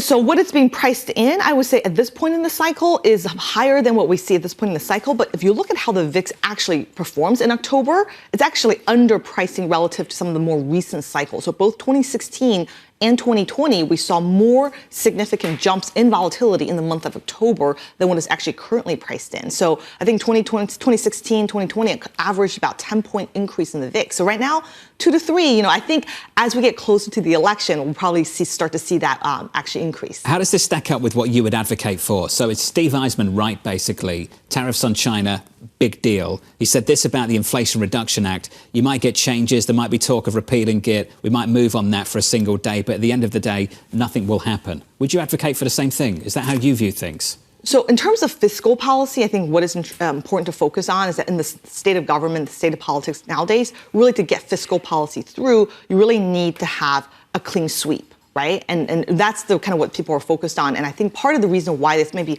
a little bit less volatility being priced in relative to how it actually performed last cycle is that there's just more of a less chance of potential clean sweep by either the Democrats or the Republicans. And that's what you really need in order to enact, a significant fiscal policy in the market. So divided government means there's going to be gridlock, but at some point they need to contend with the Trump-era tax cuts. They will expire in 2025.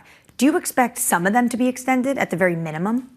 So I don't have an expectation in terms of the fiscal policy side, but I would say, that would obviously have an impact in terms of, the rates market, and that's where a lot of people are focusing on. But the big driver, in the rates market, obviously, is the Fed and monetary policy, and that is still front and center for a lot of investors. So we'll see as we get closer to the election, obviously the outcome of the election, what happens to those, Trump tax cuts. But so far, it's still very much focused on inflation and the Fed and potential Fed rate cuts. Let's put a bow on things just briefly. The spike in volatility in April. Yes. You've explored this. Was it a one-off? How do you guide sort of that conversation at the moment? Yeah, sure. So in so much as the April sell-off was driven by rates, I think it's important to recognize that the balance of risk has shifted when we talk about rates, right? We've been talking about rates higher for longer for a very long time, but now the focus is really on the longer part of that. Right? How much longer, which when you think about it, it's actually vol dampening because it's talking about rates remaining unchanged for longer versus before when we were talking about rates higher for longer, the focus was very much on higher. How much higher, right? How much higher inflation can go. The right tail when it comes to the rates distribution was much more significant. So to me, what stood out in April is that even though we did get a sell-off in the market, volatility was actually really muted in the rates market. If you look at TLT implied volatility, for example, it doubled last October during the rate sell-off.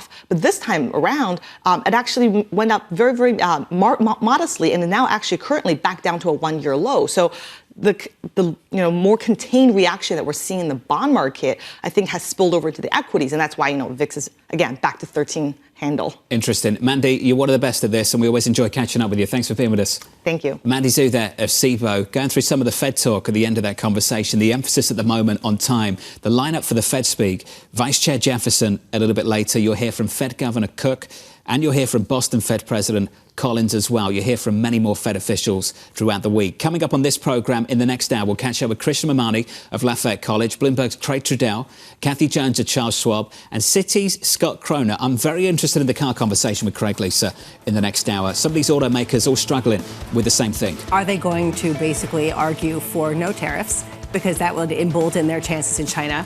Or do they see that as a path to their success? That conversation just around the corner. Futures right now, negative by 0.2% on the S&P, just a little bit softer, coming off the back of 4 days of gains. From New York City, this is Bloomberg.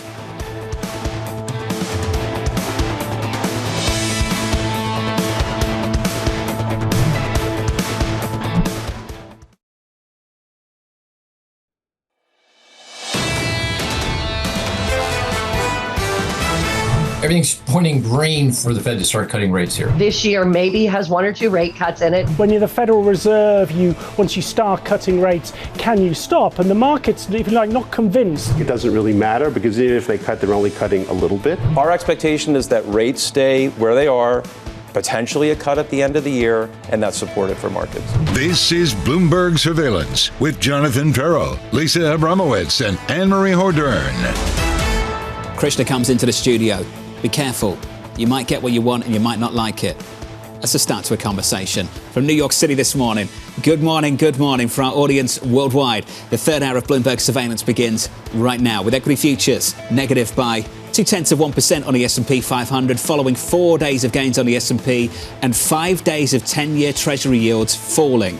Yields a little bit higher in the session today. Coming up this hour, through the next 60 minutes or so, we'll be catching up with Krishna Mamani of Lafayette College on sticky inflation, Bloomberg's Craig Trudell on earnings from global automakers, Kathy Jones of Charles Schwab on the rebalancing in the labour market. Looking forward to that conversation a little bit later this hour.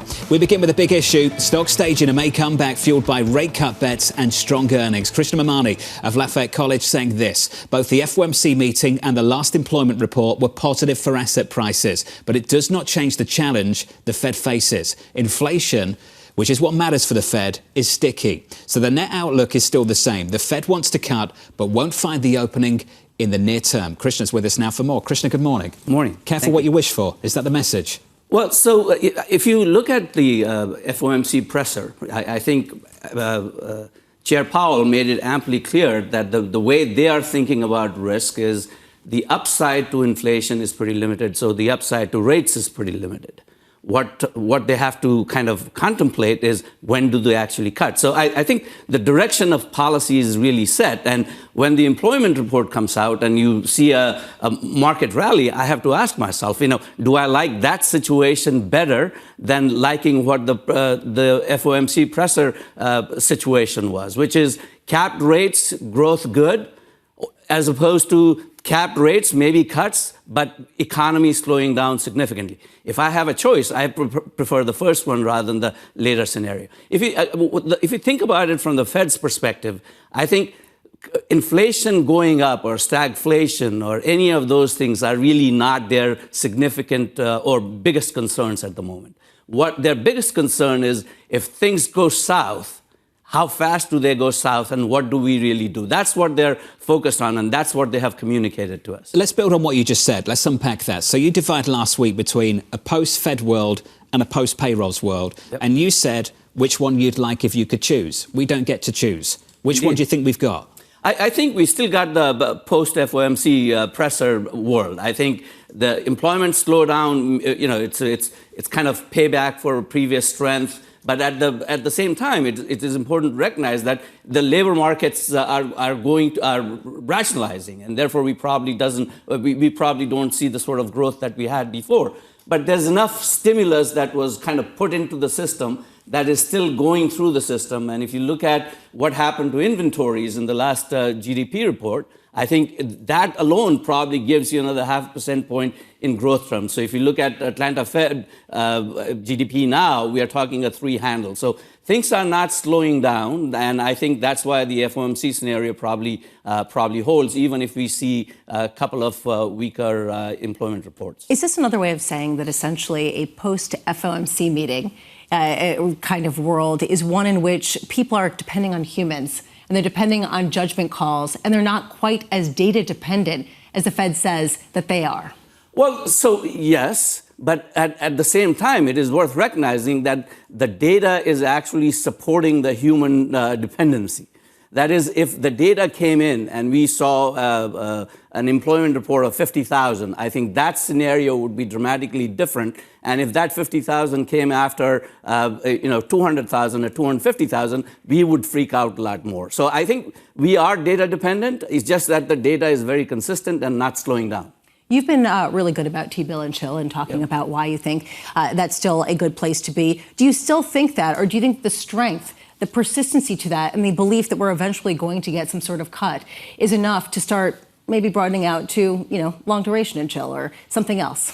Yes, I think at some point there'll be a time to buy long duration. Whether that is today is really the question. And the reason for T-bill and chill is really that the equity market is not correcting in a big way because nominal growth is still relatively solid.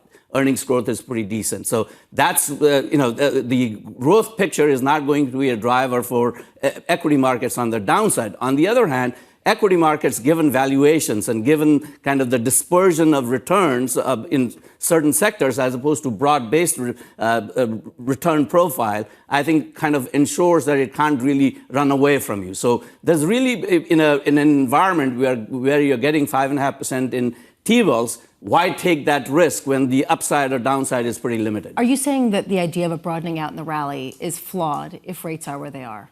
I think we would like broadening out in the rally, but it is really not happening to the extent that we would like. So, if you look at post-employment report market reaction, what did well? Tech. So that really has been the primary driver. And until kind of the profile of the market changes dramatically, the likelihood that you get another 30% return out of tech that gets you up 10% in S&P, I just don't see that happening. Given how the market is reacting to this level of rates, do you agree with the Fed that we are sufficiently restrictive? I think so. I mean, if you look at any metric like Taylor rule and things like that, I think things are restrictive. I think another thing to kind of remember that the inversion of the curve itself ends up being restrictive from a credit creation perspective. That is, if your funding cost is 5.5% and you can lend out at 4.5%, the likelihood that the banking sector will probably go out and create a lot of credit, a long-term credit, is not possible. So I think it's restrictive. It's, could it be more restrictive? Yes. But if it is a lot more restrictive, then the risk of a recession becomes significantly higher. And that's what kind of worries the Fed far more than whether inflation can persist for another 6 months or not. Can we build on that just a little bit more, the importance of the banking channel? Because if we were sat here last spring, we would have said what's about to happen is going to send this economy into recession. Bob Michael, good friend of ours, yours too, sat in your chair just last week, and he talked about the importance of credit markets, private credit, really picking up things off the back of a banking sector that maybe struggles just a little bit, given the forces you've just described. How important is the bank lending channel to the broader economy? Well, so I think the private credit market is important for the financial economy far more than the real economy. That would be my sense. I think if the banking channel is still very important. The size of assets in the banking sector as opposed to private credit, I mean, these are orders of magnitude different. So yes, private credit certainly helps with respect to valuations and financial assets because of financing costs and things like that. But at the end of the day, what happens in the real estate market, what happens in SME sectors, it's really driven far more by banking. I think irrespective of how large the private credit market gets, the impact of that in the overall economy is still going to be relatively small for some time. I'll try and read Lisa's mind then. So is the Senior Loan Officer Opinion Survey still relevant?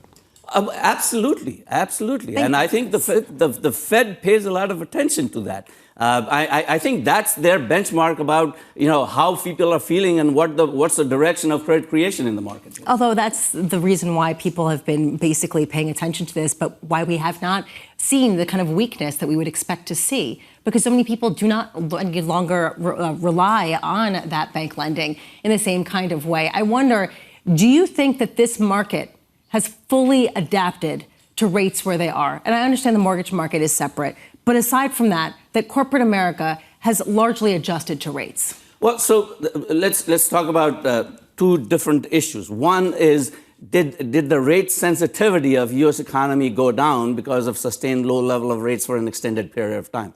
Absolutely. And therefore, the rate sensitivity today is going to be meaningfully lower than what it was in 90s or early 2000s and those time periods. But having said that, though, I think at this level of rates and an inverted curve, saying that there's no impact of high level of rates in the market, including mortgages, I think it's not as large, but it is still a driver of investment decisions and things like that. If there wasn't enough stimulus, so if we kind of analytically, if you analyze it, you have to kind of strip out what the impact of stimulus and the fiscal policy really has been on growth. And if you do that, I think you'll find rate sensitivity lower, but it's still significant. Going into later this year, you talk about the fiscal side, and I know that Annmarie has been focused very much on the question around fiscal stimulus, what happens with the tax cuts that might get extended next year, tariffs that might come in. How much are you factoring that in at a time where a lot of people are saying that could have a meaningful impact on where the rate structure is, and also just in general on the deficit? Yeah, so I think the fiscal policy is going to be important, and I'll make a couple of points with respect to that. That is, the disbursements are still going through the system. The fact that it was passed doesn't mean that it got disbursed. So I think that ends up being supportive for a little while longer, and perhaps even in early 2025. Having said that, my judgment would be that the likelihood that in the future, given the state of the economy, deficit, inflation, everything, that we get the same level of fiscal impulse in the economy, that I have a great deal of difficulty accepting that premise. I think it's probably going to be lower than what we have experienced over the last 5 years. So base case, what do you put? Just an extension of some tax cuts, and that's really it?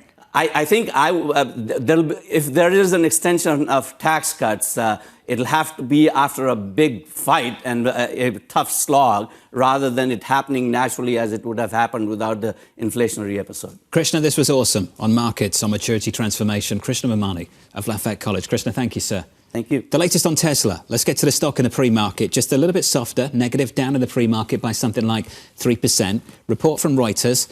I'll read it verbatim. The lead paragraph reads as follows. US prosecutors are examining whether Tesla committed securities or wire fraud by misleading investors and consumers about its electric vehicles' self-driving capabilities. This according to 3 people familiar with the matter. That stock, at least for now, Lisa, down about 3%. Honestly, just the hits keep on coming. This is not necessarily related to Elon Musk. This is having to do with the steering, braking, and lane changes and sort of what sort of self-driving systems were overseeing them.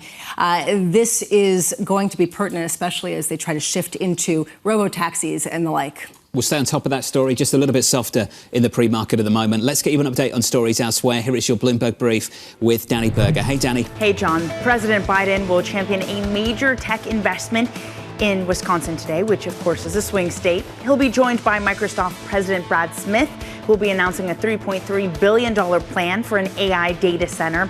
The facility will be built on land that had been picked to become a Foxconn plant during the Trump administration.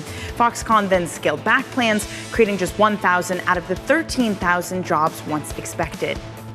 And TikTok's parent company ByteDance is taking the U.S. government to court. The China-based company claimed a divest or ban law violates the First Amendment. ByteDance had until January 19th to sell or face a ban if the courts do not intervene.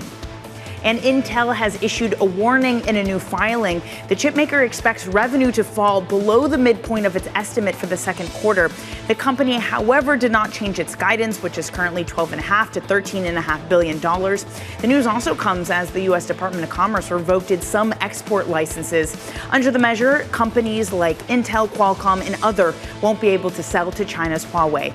That's your Bloomberg Brief. John. Hey, Danny, thank you. Much more from Danny in about 30 minutes' time. Up next on the programme, we'll get you some morning calls. Plus, Rivian falling short on earnings as it looks to boost EV output. We'll be talking to Craig Trudell of Bloomberg about the latest for the automakers. Rivian's down by close to 7%. And the latest on Tesla, this from Reuters. US prosecutors examining whether Tesla committed fraud. That stock a little bit lower in early trading as well. From New York, this is Bloomberg.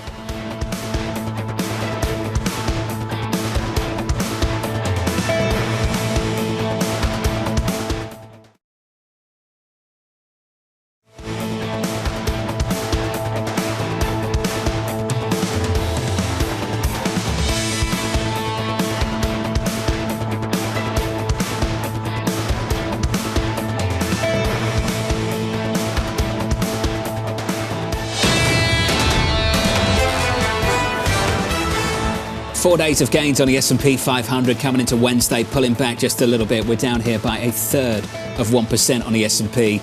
Time now for some morning calls. First up, JP Morgan lowering its price target on Disney to 135, keeping an overweight rating on the stock. The analyst saying Disney's streaming additions and direct-to-consumer profitability are underappreciated positives.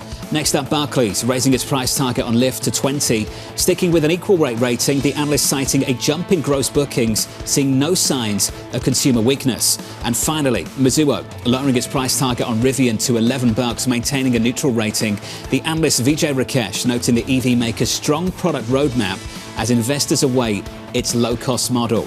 On the EVs and a whole lot more, let's get to Bloomberg's Craig Trudell. Craig, I want to go straight to this story from Reuters just moments ago. The lead paragraph that prosecutors are examining whether Tesla committed securities or wire fraud by misleading investors and consumers about its electric vehicle's self-driving capabilities. This, according to 3 people familiar with the matter. The stock is a little bit lower in the pre-market. Craig, from your perspective, how much more does this push the story forward? How much more is here that we didn't know already? Without disrespecting Reuters, I would say honestly not a whole lot. I think this is something that we reported in late 2022. It's something we reported again in early 2023 when we reported that Elon Musk himself played a very hands-on role in this sort of infamous video where Tesla had a questionable disclaimer about this idea that the car you're about to see is driving itself. It wasn't actually, driving itself. I think, Tesla actually has acknowledged in its securities filings that the Justice Department has sent information requests, which is another way of saying subpoenas. So I think this is, something that's been known and a known risk for Tesla. And this story doesn't necessarily unearth new details to flesh that out. Craig, as you know, and Reuters alludes to this in this piece, ultimately, Tesla has warned drivers to stay ready to take over driving. What do you think the ultimate remedy for all of this will be? I mean, I do think that this, again, draws attention to this idea that for years now they've been selling a product called full self-driving, which is not self-driving fully or otherwise. It is a system that you, the human, are responsible for the car. When you crash using the system, you run the risk of Tesla, going to court and pushing back against, you trying to sort of, have the manufacturer take responsibility. And this is becoming all the more relevant just given the amount of leaning in that we're seeing Musk do into the self-driving story, because I think he feels like that is a part of what Tesla brings to the market that other manufacturers don't.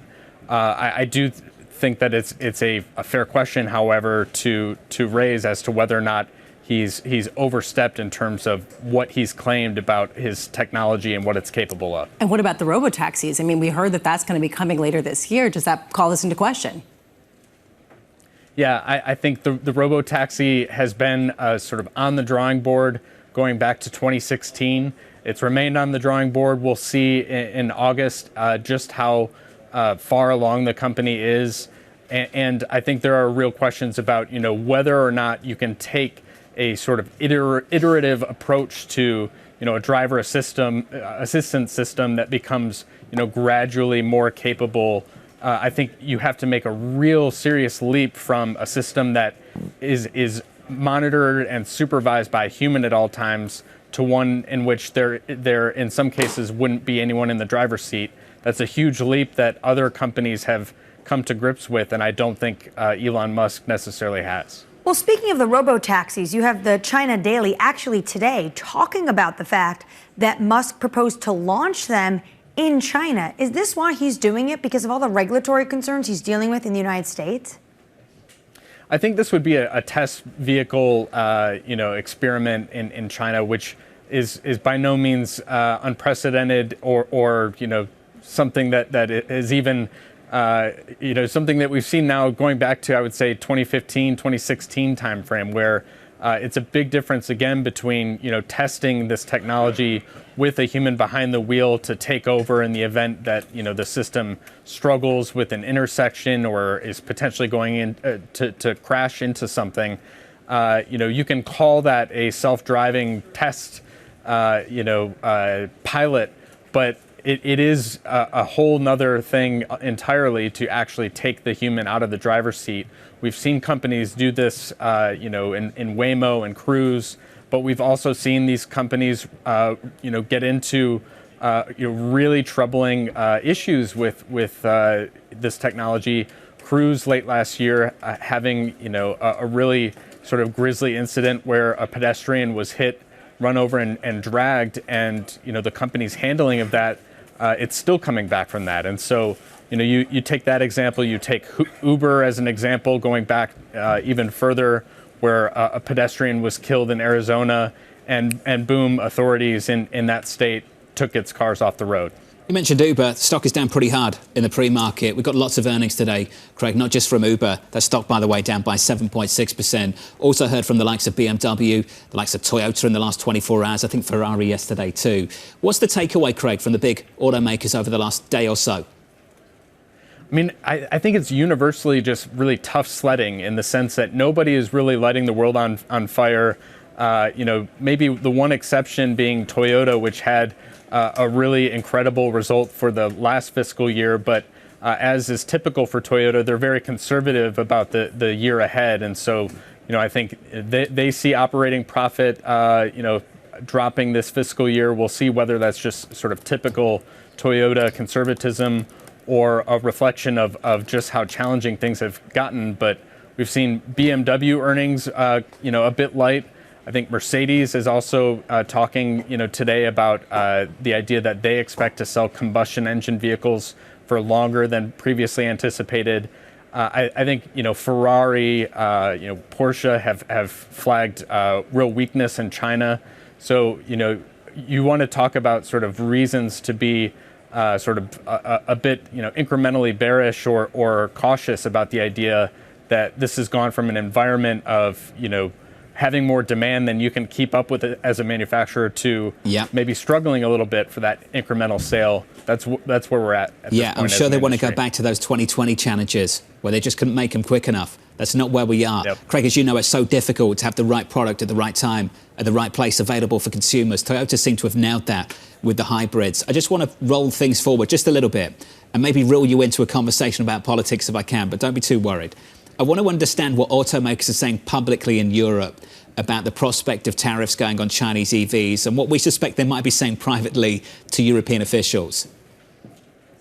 Yeah, it's a really interesting story and something that's coming up just this week as a lot of executives are in town for a Financial Times conference, related to the future of the car. I think, we sat down with the COO of Hyundai, who just, went to Beijing for the car show that happened last month, and I think was really sort of blown away by what he saw there in terms of the progress that the Chinese manufacturers have made. And he said, he told me yesterday, they want to dominate. They want to come here to Europe and really have big ambitions. And he specifically flagged BYD, which of course has dominated in China of late, and MG, which is a British brand that was, bought out of administration by a state-owned car maker that has really caught on both here in the UK and Europe broadly, and in large part because, it's a brand that people recognize. They think it's British, even if it's under Chinese ownership now. I think these companies absolutely can compete, and there's a real question of whether or not, they'll still be competitive even in the event of higher tariffs that are aimed at trying to level the playing field. Interesting, Craig. Thank you, sir. Craig Trudell with the update out of London. They want to dominate. Are European officials, US officials, American officials, the US president going to be able to stop them? Well, this is the question, because when it comes to Europe, when you listen to the likes of BYD, not only do they want to set up factories in Europe, Jonathan, they want 5% of the market share when it comes to Europe. And I look at the BMW CEO today. I would warn against doing something that's permanent. We can end up quickly shooting ourselves in the foot. Yep, I think we get that message loud and clear. Tesla, by the way, down by 3.5%. Equity futures down about 1/3%. Coming up next on the program, we'll catch up with Kathy Jones of Charles Schwab, weighing in on the rebalancing of the labour market. That's just around the corner from New York. This is Bloomberg.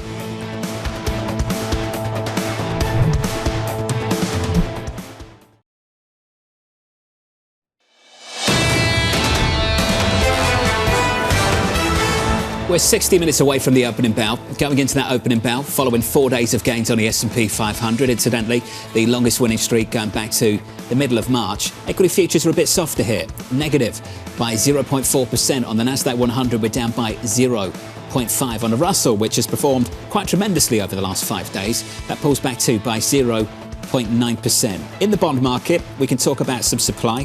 Abramowicz super excited about all of that.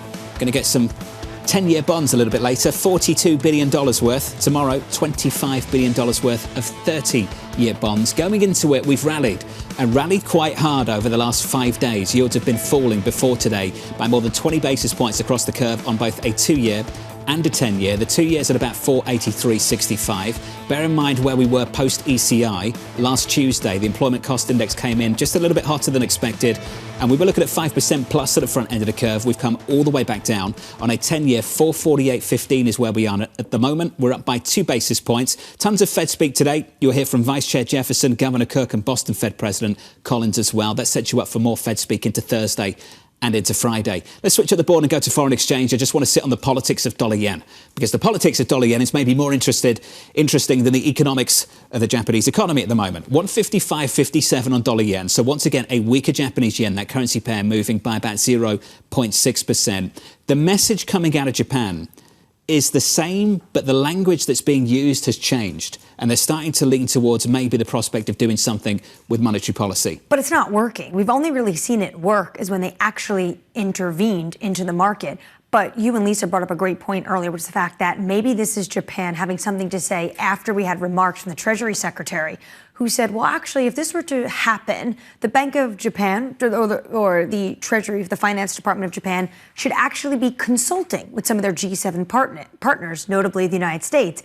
And she actually called that at the moment just rumors that they intervene. Potentially a little bit of shade thrown from the Treasury Secretary to Tokyo, and then this was their response. It just reminds me of something that happened with President Draghi maybe 10 years ago, when they used to talk about the exchange rate in Europe, and they would always say, it's not a target. We don't target the euro, we don't target the exchange rate, but the FX channel is important for price stability. And I think this is where Governor Wader was going, speaking in Parliament. Foreign exchange rates make a significant impact on the economy and inflation. Depending on those moves, a monetary policy response might be needed. Of course, this is reverse engineering what we heard from Draghi 10 years ago, because he wanted a weaker currency, and clearly at the moment, some of the Japanese officials want a stronger one. Under surveillance this morning, elsewhere, the United States pausing arms shipments to Israel. Senior White House officials telling Bloomberg that the president is still concerned about a possible invasion of the Gazan city of Rafah.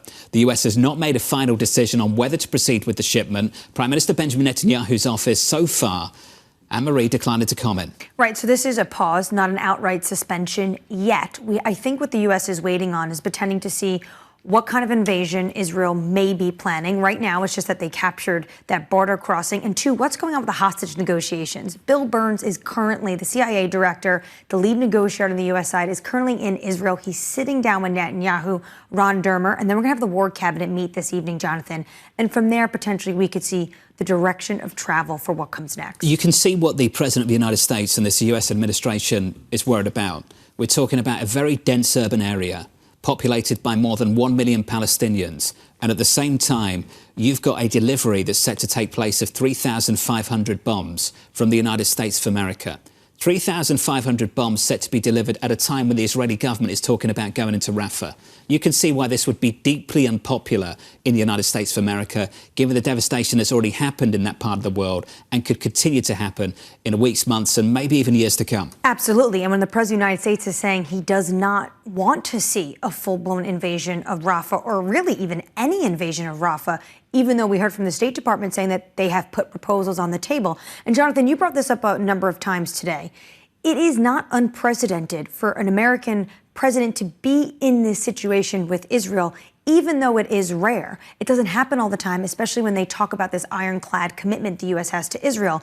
Former President Obama delayed deliveries of missiles in 2014. Reagan halted a shipment of a type of artillery shell in 1982. Nixon held off on arms in 1973, and George H.W. Bush withheld loan guarantees in the early 1990s. There's a deep history there. That's the latest on the Middle East. Here's the latest on TikTok.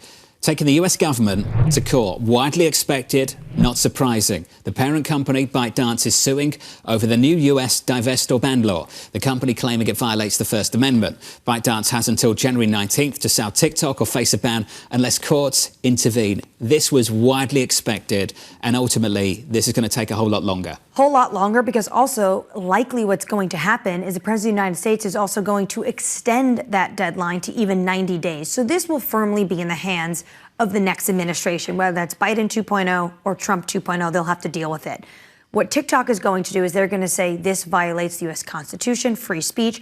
Also, Jonathan, some of their other arguments include it will hurt millions of small business owners who use the platform.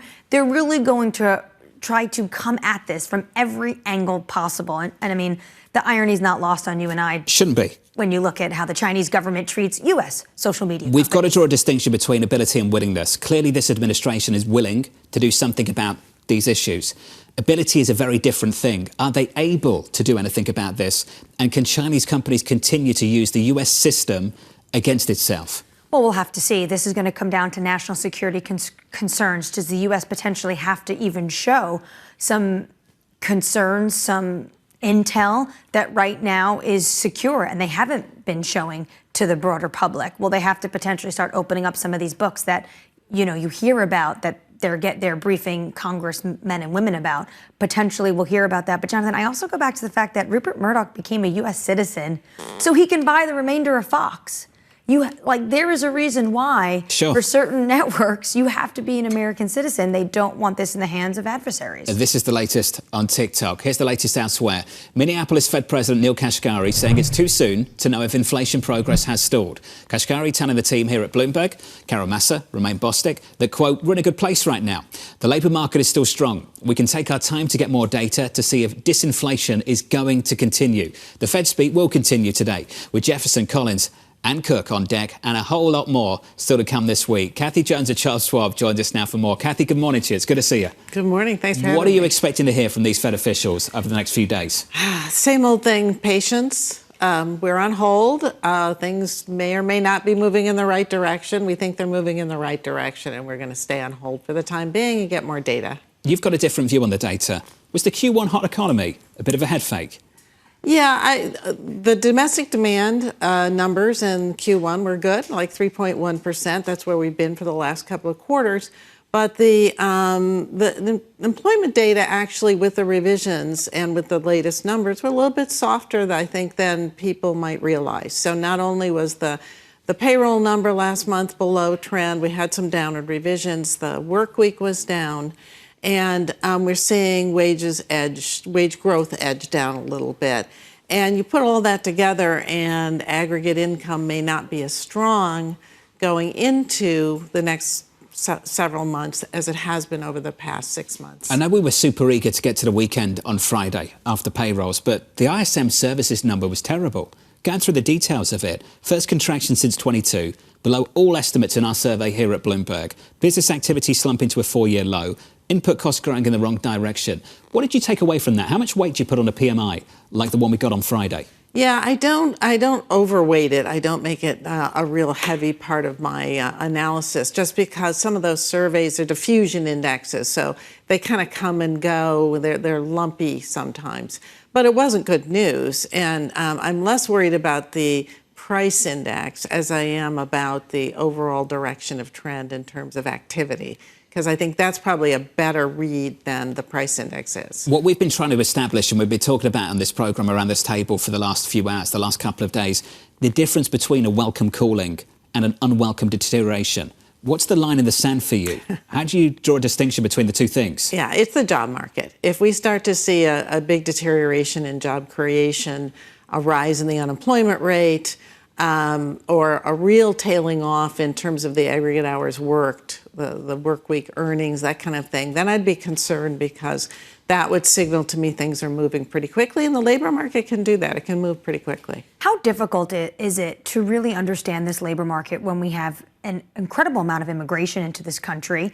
And also, when you look at the survey response rate, it's actually quite low. Yeah, it's been a real problem. And the survey response rate has been going down over the years, but post-pandemic, it is really, really low. And I think we can expect a lot of revisions to the data based on that. Usually get revisions anyway because they get more data over the course of a couple of months. But in this case, it's even more likely to see some substantial revisions. And post-pandemic, everything's kind of thrown off anyway. In terms of the data, the seasonal adjustment factors haven't been working well. You name it. So yeah, it is less reliable than it's been in the past, but it's what we have. And how do you view this labor market really being able to handle all the immigration that has flown into the United States? Is there basically a lineup in terms of the workers coming in with the jobs the U.S. economy needs? Yeah, I'm sure there's some mismatch, but the truth is that a lot of the jobs that we need are lower level, service sector jobs, healthcare in particular. We need people in nursing homes and daycare centers and, in these places. So a lot of these are lower wage jobs. A lot of immigrants come in and are willing to take lower wage jobs, even if they have more education and might qualify for something else. They do that because they need to work. And so I think, to tell you the truth, I don't think it's a huge mismatch. I don't think that this is a big problem for the economy. I think it's a big help to the economy to have people filling these jobs that are difficult to fill. When John talks about the line of cooling versus serious deterioration, what are you looking at in terms of the Fed needs to see in the labor market in order to make that move of the first cut? Is it a 4.2% unemployment rate or is it higher? Yeah, I think 4.2 would really start to get them seriously considering the timing of the first rate cut, because we have come up from 3.4 at the low, 3.5 at the low, long period over 2 years under 4%. We tick above 4.2. If the other data are also soft, corroborating that rise in the unemployment rate, I think that would get them pretty seriously moving. We've had questions about whether the rest of the world needs the Federal Reserve to cut so they can cut. The rest of the world's not waiting around. So we've heard from Sweden, they've cut. That follows the S&P. They've done the same thing. Citi's Andrew Hollenhorst says this morning. The Fed is unlikely to buck the global cutting cycle. Goes on to say that if either US inflation or activity slows, the growing rate differential between the US and other countries is yet another marginal factor that would encourage the Fed to follow the global trend towards lower rates. How does one inform the other? Yeah, I mean, it's through the foreign exchange channel, right? We've had a very strong dollar. A lot of it has been driven by that widening rate differential. And so the dollar was starting to come down a little bit when we thought the Fed was going to cut, and we were building in 6 cuts. And then it took off again after the Fed sort of extended that timeline. And we see the pressure on the Japanese yen as a potentially destabilizing factor. We know Japan isn't too happy about it. So all these factors, I would say the dollar's on the margin for the Fed, but it's there, and widening rate differentials can create their own set of problems. So you've gone through the framework for thinking about the economy, the global economy and central bank decisions. Let's talk about the menu. A 2-year at 483, a 10-year at 448, a 30-year at 462. What do you want to buy? So we've been talking about extending duration for quite some time throughout this whole kind of upturn in yields. And the reason is, beyond just sort of locking in yield for the future and getting those cash flows, and we do think the economy slows, inflation continues to fall, but also the upside downside risk reward is pretty attractive. When you have coupons at 4.5% to 5.5%, the amount that rates have to jump in order to actually have a negative return is very high. If you just sit there, you're going to earn the coupon. If they go down, you're going to have that capital gain kick in. So when we look at that in terms of managing portfolios, the upside downside really favors being a little bit more duration. Are clients still holding on to money market funds? Are they listening? Sure. What would it take to unlock that? Yeah, they're gradually moving out. But I do think, I think if you get the yields below 5%, we'll start to see people sort of migrate out. But right now, the short end is very comfortable. You can sit there for a long time and just, earn the interest. It's why Chris Mamani was sat around this table talking about T-bills and chill. Still, Kathy Jones of Charles Schwab. Kathy, good to see you. As always, great to catch up. Thanks, Kathy. Let's get you an update on stories elsewhere. Here is your Bloomberg Brief with Danny Berger. Hey, Danny. Hey, John. Tesla shares are falling in the pre-market 3.7%. Reuters reporting that U.S. prosecutors are looking into whether Tesla committed securities or wire fraud by misleading the public about self-driving capabilities of its EVs. Tesla's autopilot systems assist drivers with steering, braking, and lane changes, but are not fully autonomous. The DOJ is examining statements by the company and Elon Musk that suggest its cars can drive themselves. Shares of Uber also down in the pre-market, 8.7%. The ride-sharing app missed on gross bookings and reported weaker than expected demand in LATAM.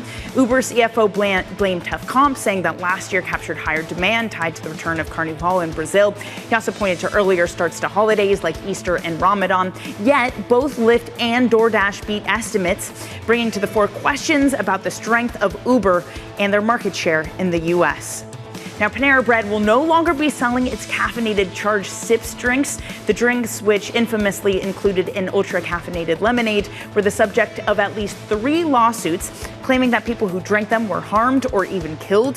The drinks have up to 390 milligrams of caffeine per 30 ounces, which is about 4 times the amount of caffeine in a cup of coffee.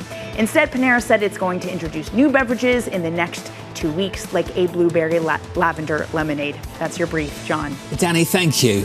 If anyone out there has had one of those, can you reach out and let me know what it tasted like? Can I just go through those numbers again?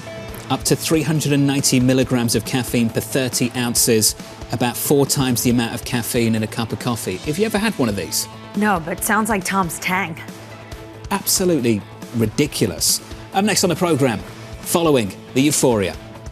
It is a relative game that we exist in, right? So certainly growth in stocks and equities have outperformed. And you want to own that growth in my mind. We'll talk about some of the opportunities next in the equity market with equity futures near session lows. We're down about 0.4%. Going into the opening bell about 44 minutes away from New York. This is Bloomberg.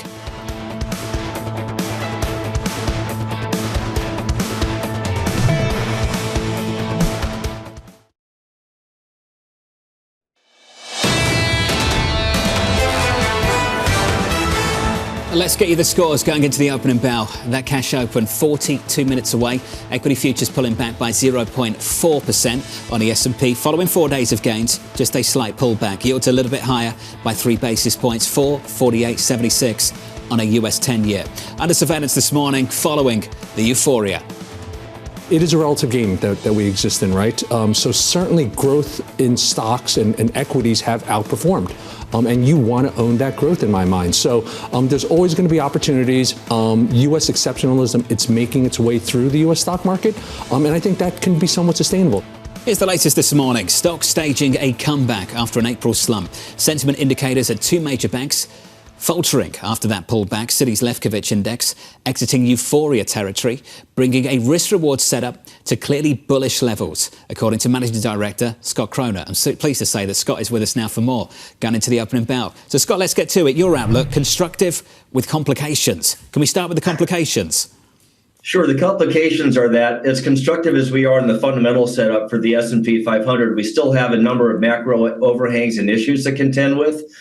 Views of the pent-up effect of Fed rate hikes to this point weighing on economic activity and ultimately translating through to fundamentals. Obviously, where we are with the interest rate setup and influence on stocks, all of which gives us pause, but in a context here where we're increasingly constructive on the fundamental setup for the S&P 5 as we head into the back half of 2024. That's the fundamental setup. Can we just talk about sentiment, which you allude to in that line that I read out aloud? Scott, where's sentiment now?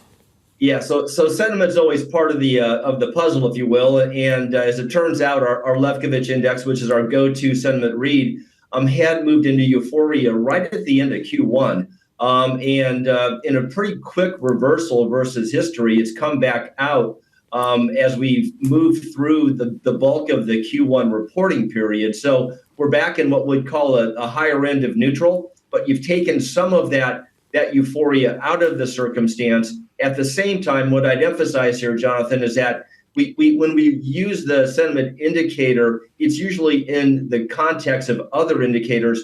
And our implied growth work also tells us that you've gone from a level headed into the Q1 reporting period that was going to be tough for corporates to surpass to something that also is more reasonable at this point in time as we move through the reporting period itself. So some people, as you know, have been pushing back against earnings expectations, including your peer, Marko Kolanovic, over at JP Morgan. Could you just walk us through, just give us some insight into where earnings expectations are now and how they've evolved through the year so far?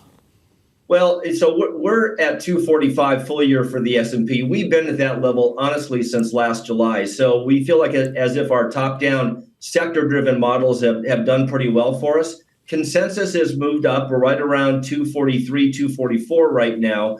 The way the Q1 reporting period set up was that we got a pretty clear beat, but a hold dynamic where your full year consensus numbers did not move much. Now, this is not uncommon. It's very typical to see expectations come down into the reporting period, followed by a decent positive surprise.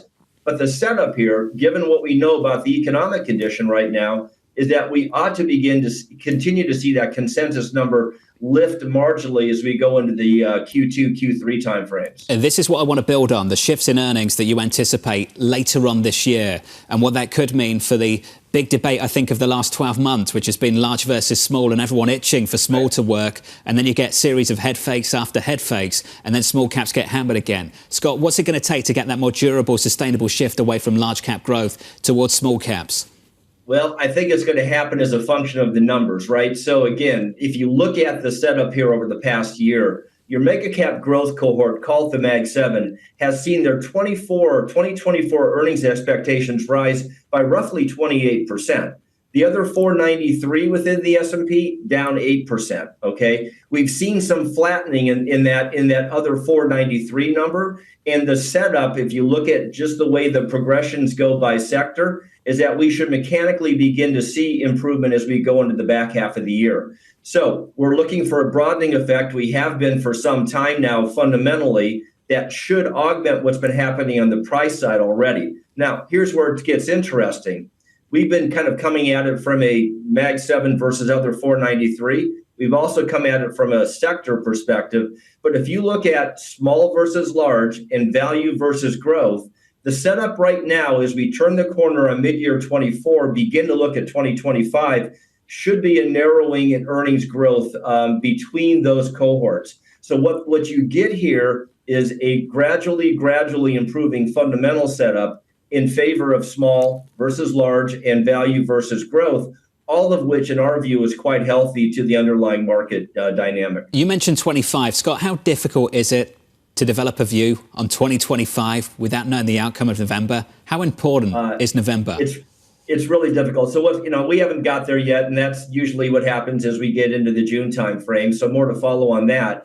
But this is typically what analysts and strategists do: is you hit mid-year of one year, you begin to loop forward to the ensuing year. Now we've got the elections obviously coming up later this year, and we've been bucking them thus far, Jonathan, is sort of a tail risk. And right now we think the outcomes in either candidate or party are probably equity negative. But we've got a lot of room to go here in terms of policy positioning really unfolding as we get closer to November. Well, looking forward to seeing the work from you and the team through the summer. I just want to finish on this. I know the base case is 5,100. You've got a bull case as well of 57. Can we just talk about the bull case briefly? Are we moving closer to that? Because when I read the description of it, Goldilocks backdrop of soft landing, improving inflation, dovish Fed. Are we getting that? In our view, we're getting close. I'd like to see those 10-year nominals come down. Again, we'd like to think of the 10-year nominals having an influence on how you price out the mega cap growth side. We want to see Fed funds coming down as a harbinger of, let's call it, the shorter duration parts of equities. Now, in terms of the soft landing playbook, that's still up in the air. House view is that we're still pointed towards something that's a bit more contractionary. But what I would say is that all told, we're feeling pretty comfortable that the macro influence is happening incrementally. It's not happening in a shock effect format, which usually triggers the bigger negative repercussion. So as long as we continue down this, call it incremental path, that Goldilocks scenario sets up, whether it's second half or beginning at 25, is an open question. But again, fundamentally, we think the trajectory is still quite positive here. Scott, it's been too long. Let's talk more often. Scott Cronin there of Citi, breaking things down in financial markets. Love the point on 25. It is so difficult to develop a view on 2025 when you have no idea what policy is going to look like. And given how policy-driven this market has been at times over the last decade, I think that tells you why it's so important. What he just said there, either candidate leans negative for financial markets, also tells you about how Wall Street feels at the moment about the options going into the end of this year. Coming up tomorrow, here's the lineup for you. BlackRock's Ross Kostrick, Sarah House of Wells Fargo, former World Bank President David Malpass, and Pooja Sriram of Barclays. From New York City, this was Bloomberg Surveillance.